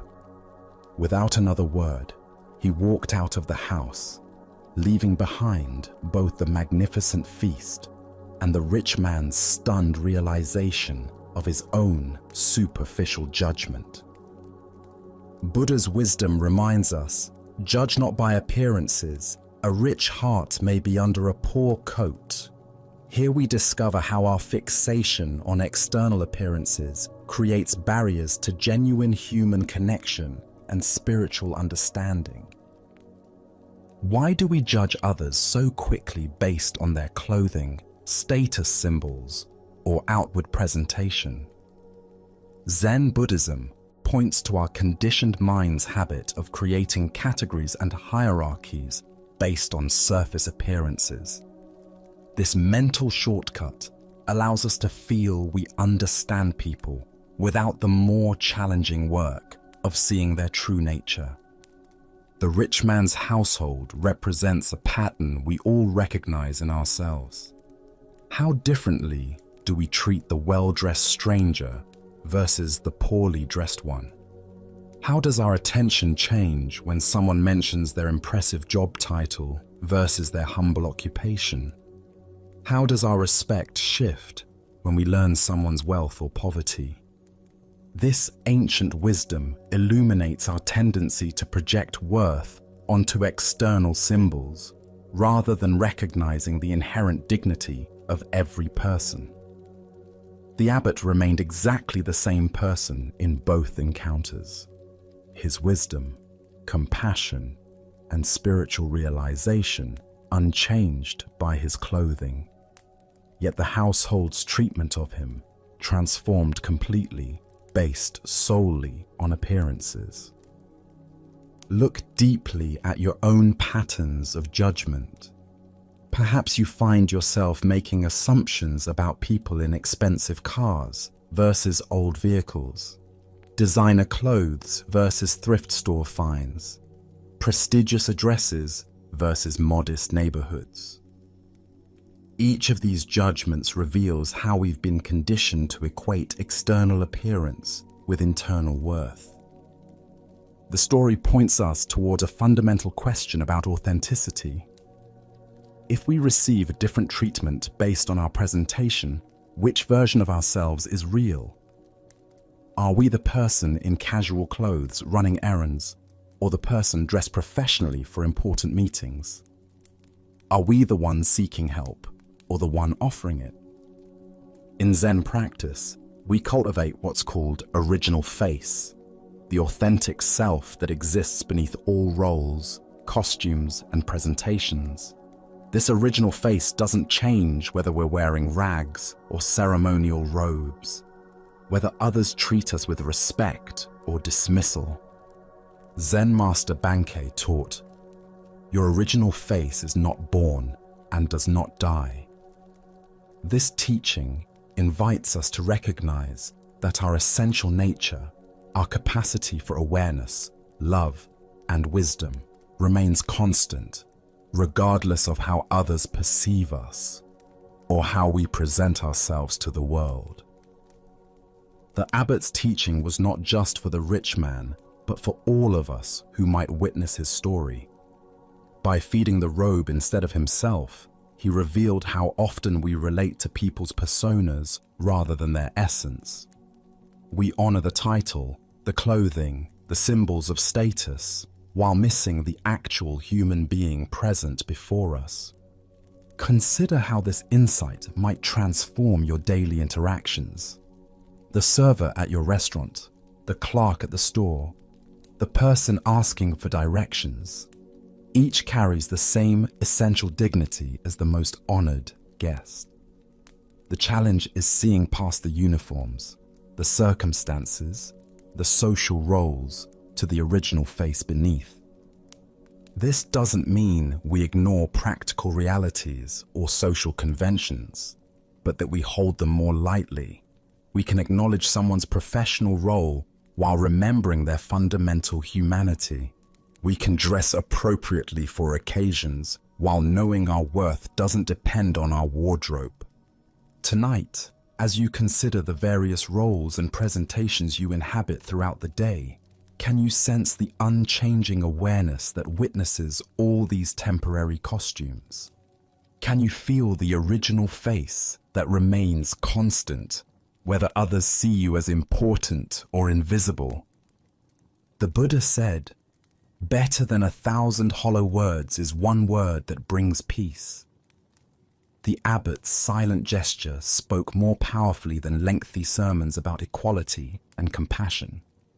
By walking away from the feast, prepared for his appearance rather than his essence, he offered a teaching that continues to resonate across centuries. Let us continue on our journey with a story about discovering the source of true freedom. This is the tale of the student and the master's heart. In a peaceful monastery garden where cherry blossoms drifted like snow, a young student approached his teacher during evening meditation. The master sat beneath an ancient maple tree, twilight painting the sky in soft purples and golds. This student had been practicing earnestly for years, yet lately questions had been arising that reached deeper than formal instruction. Taking a seat beside his teacher, the student gathered courage to voice what had been troubling him. "Master," he began quietly, "when I was young, I had a deep desire for my family and loved ones to be proud of me. I wanted to excel in studies, to accomplish things that would make them beam with joy. Were you ever the same way?" The master turned his gentle gaze toward the student, seeing in the young man's eyes the same earnest longing that had once driven his own seeking. After contemplative silence, he replied simply, "Yes, I was very much the same." The student felt relief at this admission. "Why did you desire their pride so intensely?" he asked. "What was driving that need for approval?" The master smiled with tender recognition. "I wanted them to feel they had more reason to love and accept me," he said thoughtfully. "If I could make them proud, surely their love would be secure and abundant. But the reason I desired this went even deeper." The student leaned closer, sensing they were approaching something essential.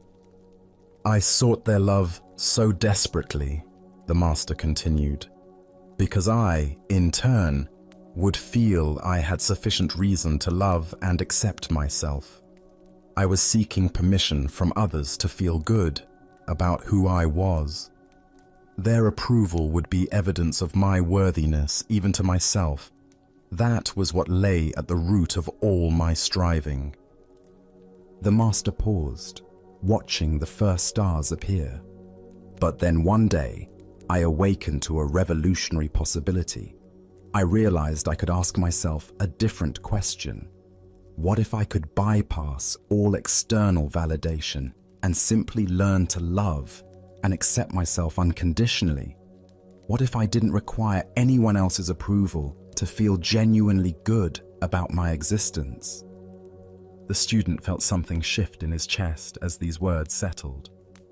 I imagined what it would be like if my happiness no longer depended on outer circumstances, on whether people approved or disapproved of my choices. What if my sense of worth could be as constant as my own heartbeat, independent of any external validation? The student could feel his teacher's words pointing toward a freedom he had never considered. And that realization began your quest for self-realization? Exactly, the master nodded.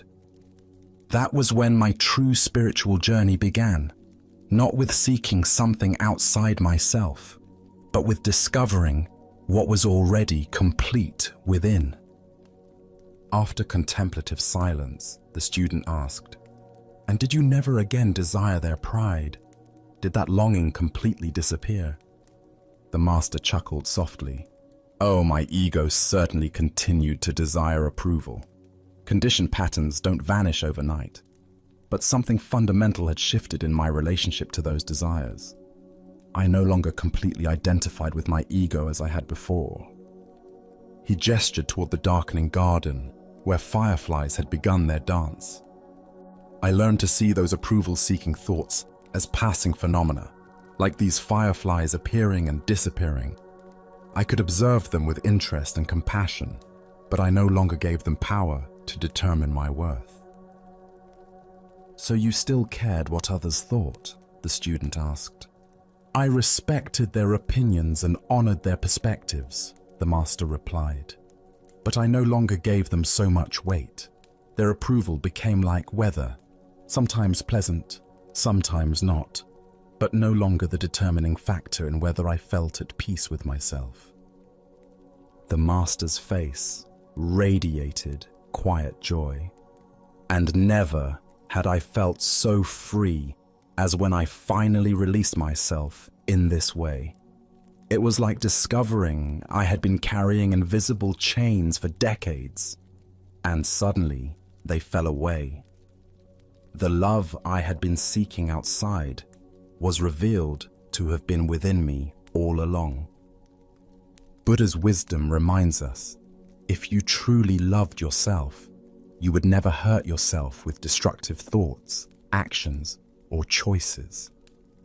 This teaching points to the heart of the master's discovery.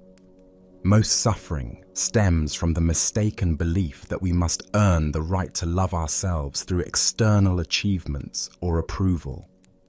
Here, we discover one of the most revolutionary insights available. Self-love is not a reward to be earned, but our natural birthright to be claimed.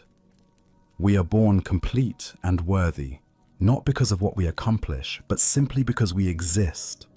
Why do we find unconditional self-love so difficult? From childhood, we absorb messages suggesting love must be earned through good behavior, achievement, or pleasing others. We learn to treat ourselves the way we were treated, often with criticism and conditions. These patterns become so familiar that unconditional self-acceptance feels foreign. Our culture intensifies this conditioning by promoting the myth that happiness comes from external sources. Each message reinforces the delusion that we are incomplete as we are. Consider how much mental energy goes toward managing others' opinions. How often do you modify authentic expression to gain approval? How much self-worth depends on external feedback rather than internal recognition of inherent value?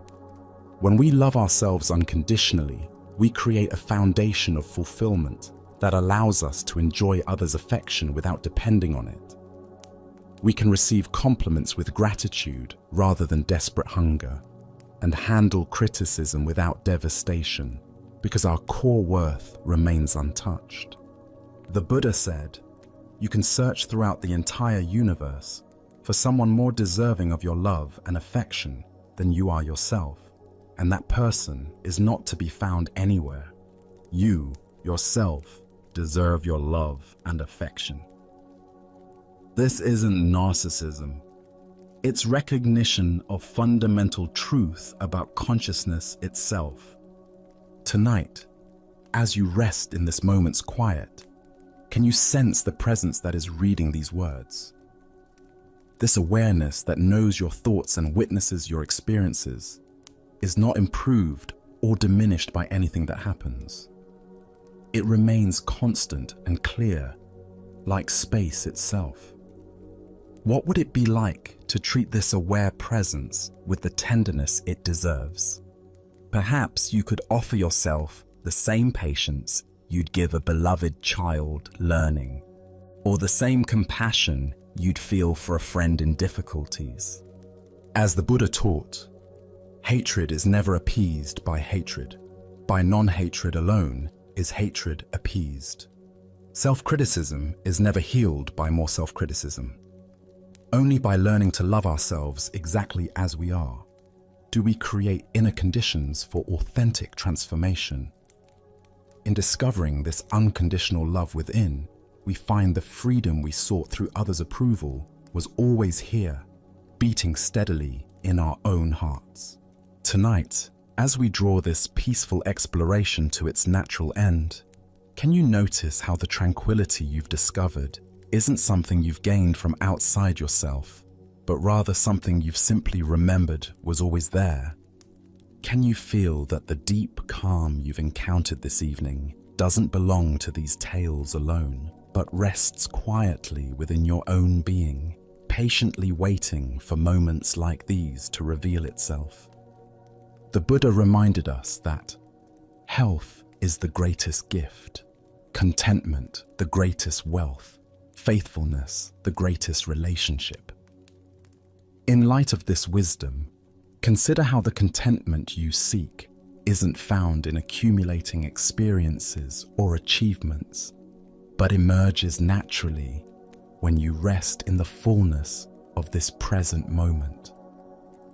Each story we've shared tonight has whispered the same essential truth. That struggle dissolves when we stop fighting what is. That genuine freedom comes not from controlling circumstances, but from releasing our need to control them. And that lasting contentment blooms when we see through the illusions that keep us restless.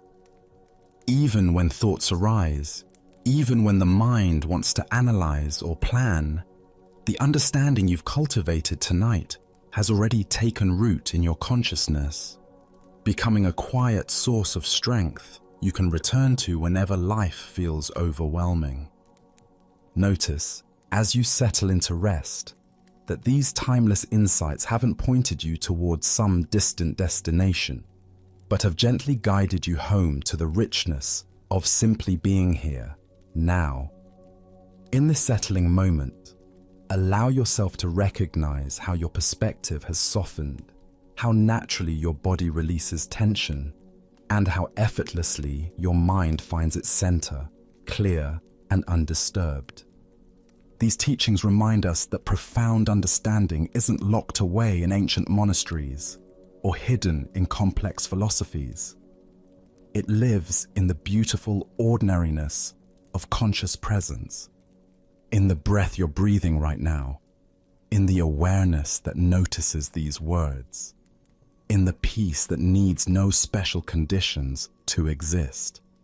Tonight, you've touched that understanding directly, not through thinking about it, but through experiencing it fully. As you transition from this restful space back into the rhythm of your days, take with you not just the stories we've shared, but the deeper recognition they've awakened, that peace isn't something to achieve, but something to remember, not something to create, but something to uncover. May this recognition accompany you always, offering clarity in confusion and stillness in chaos. Thank you for joining us on this journey at Sleepy Monk. Sleep well.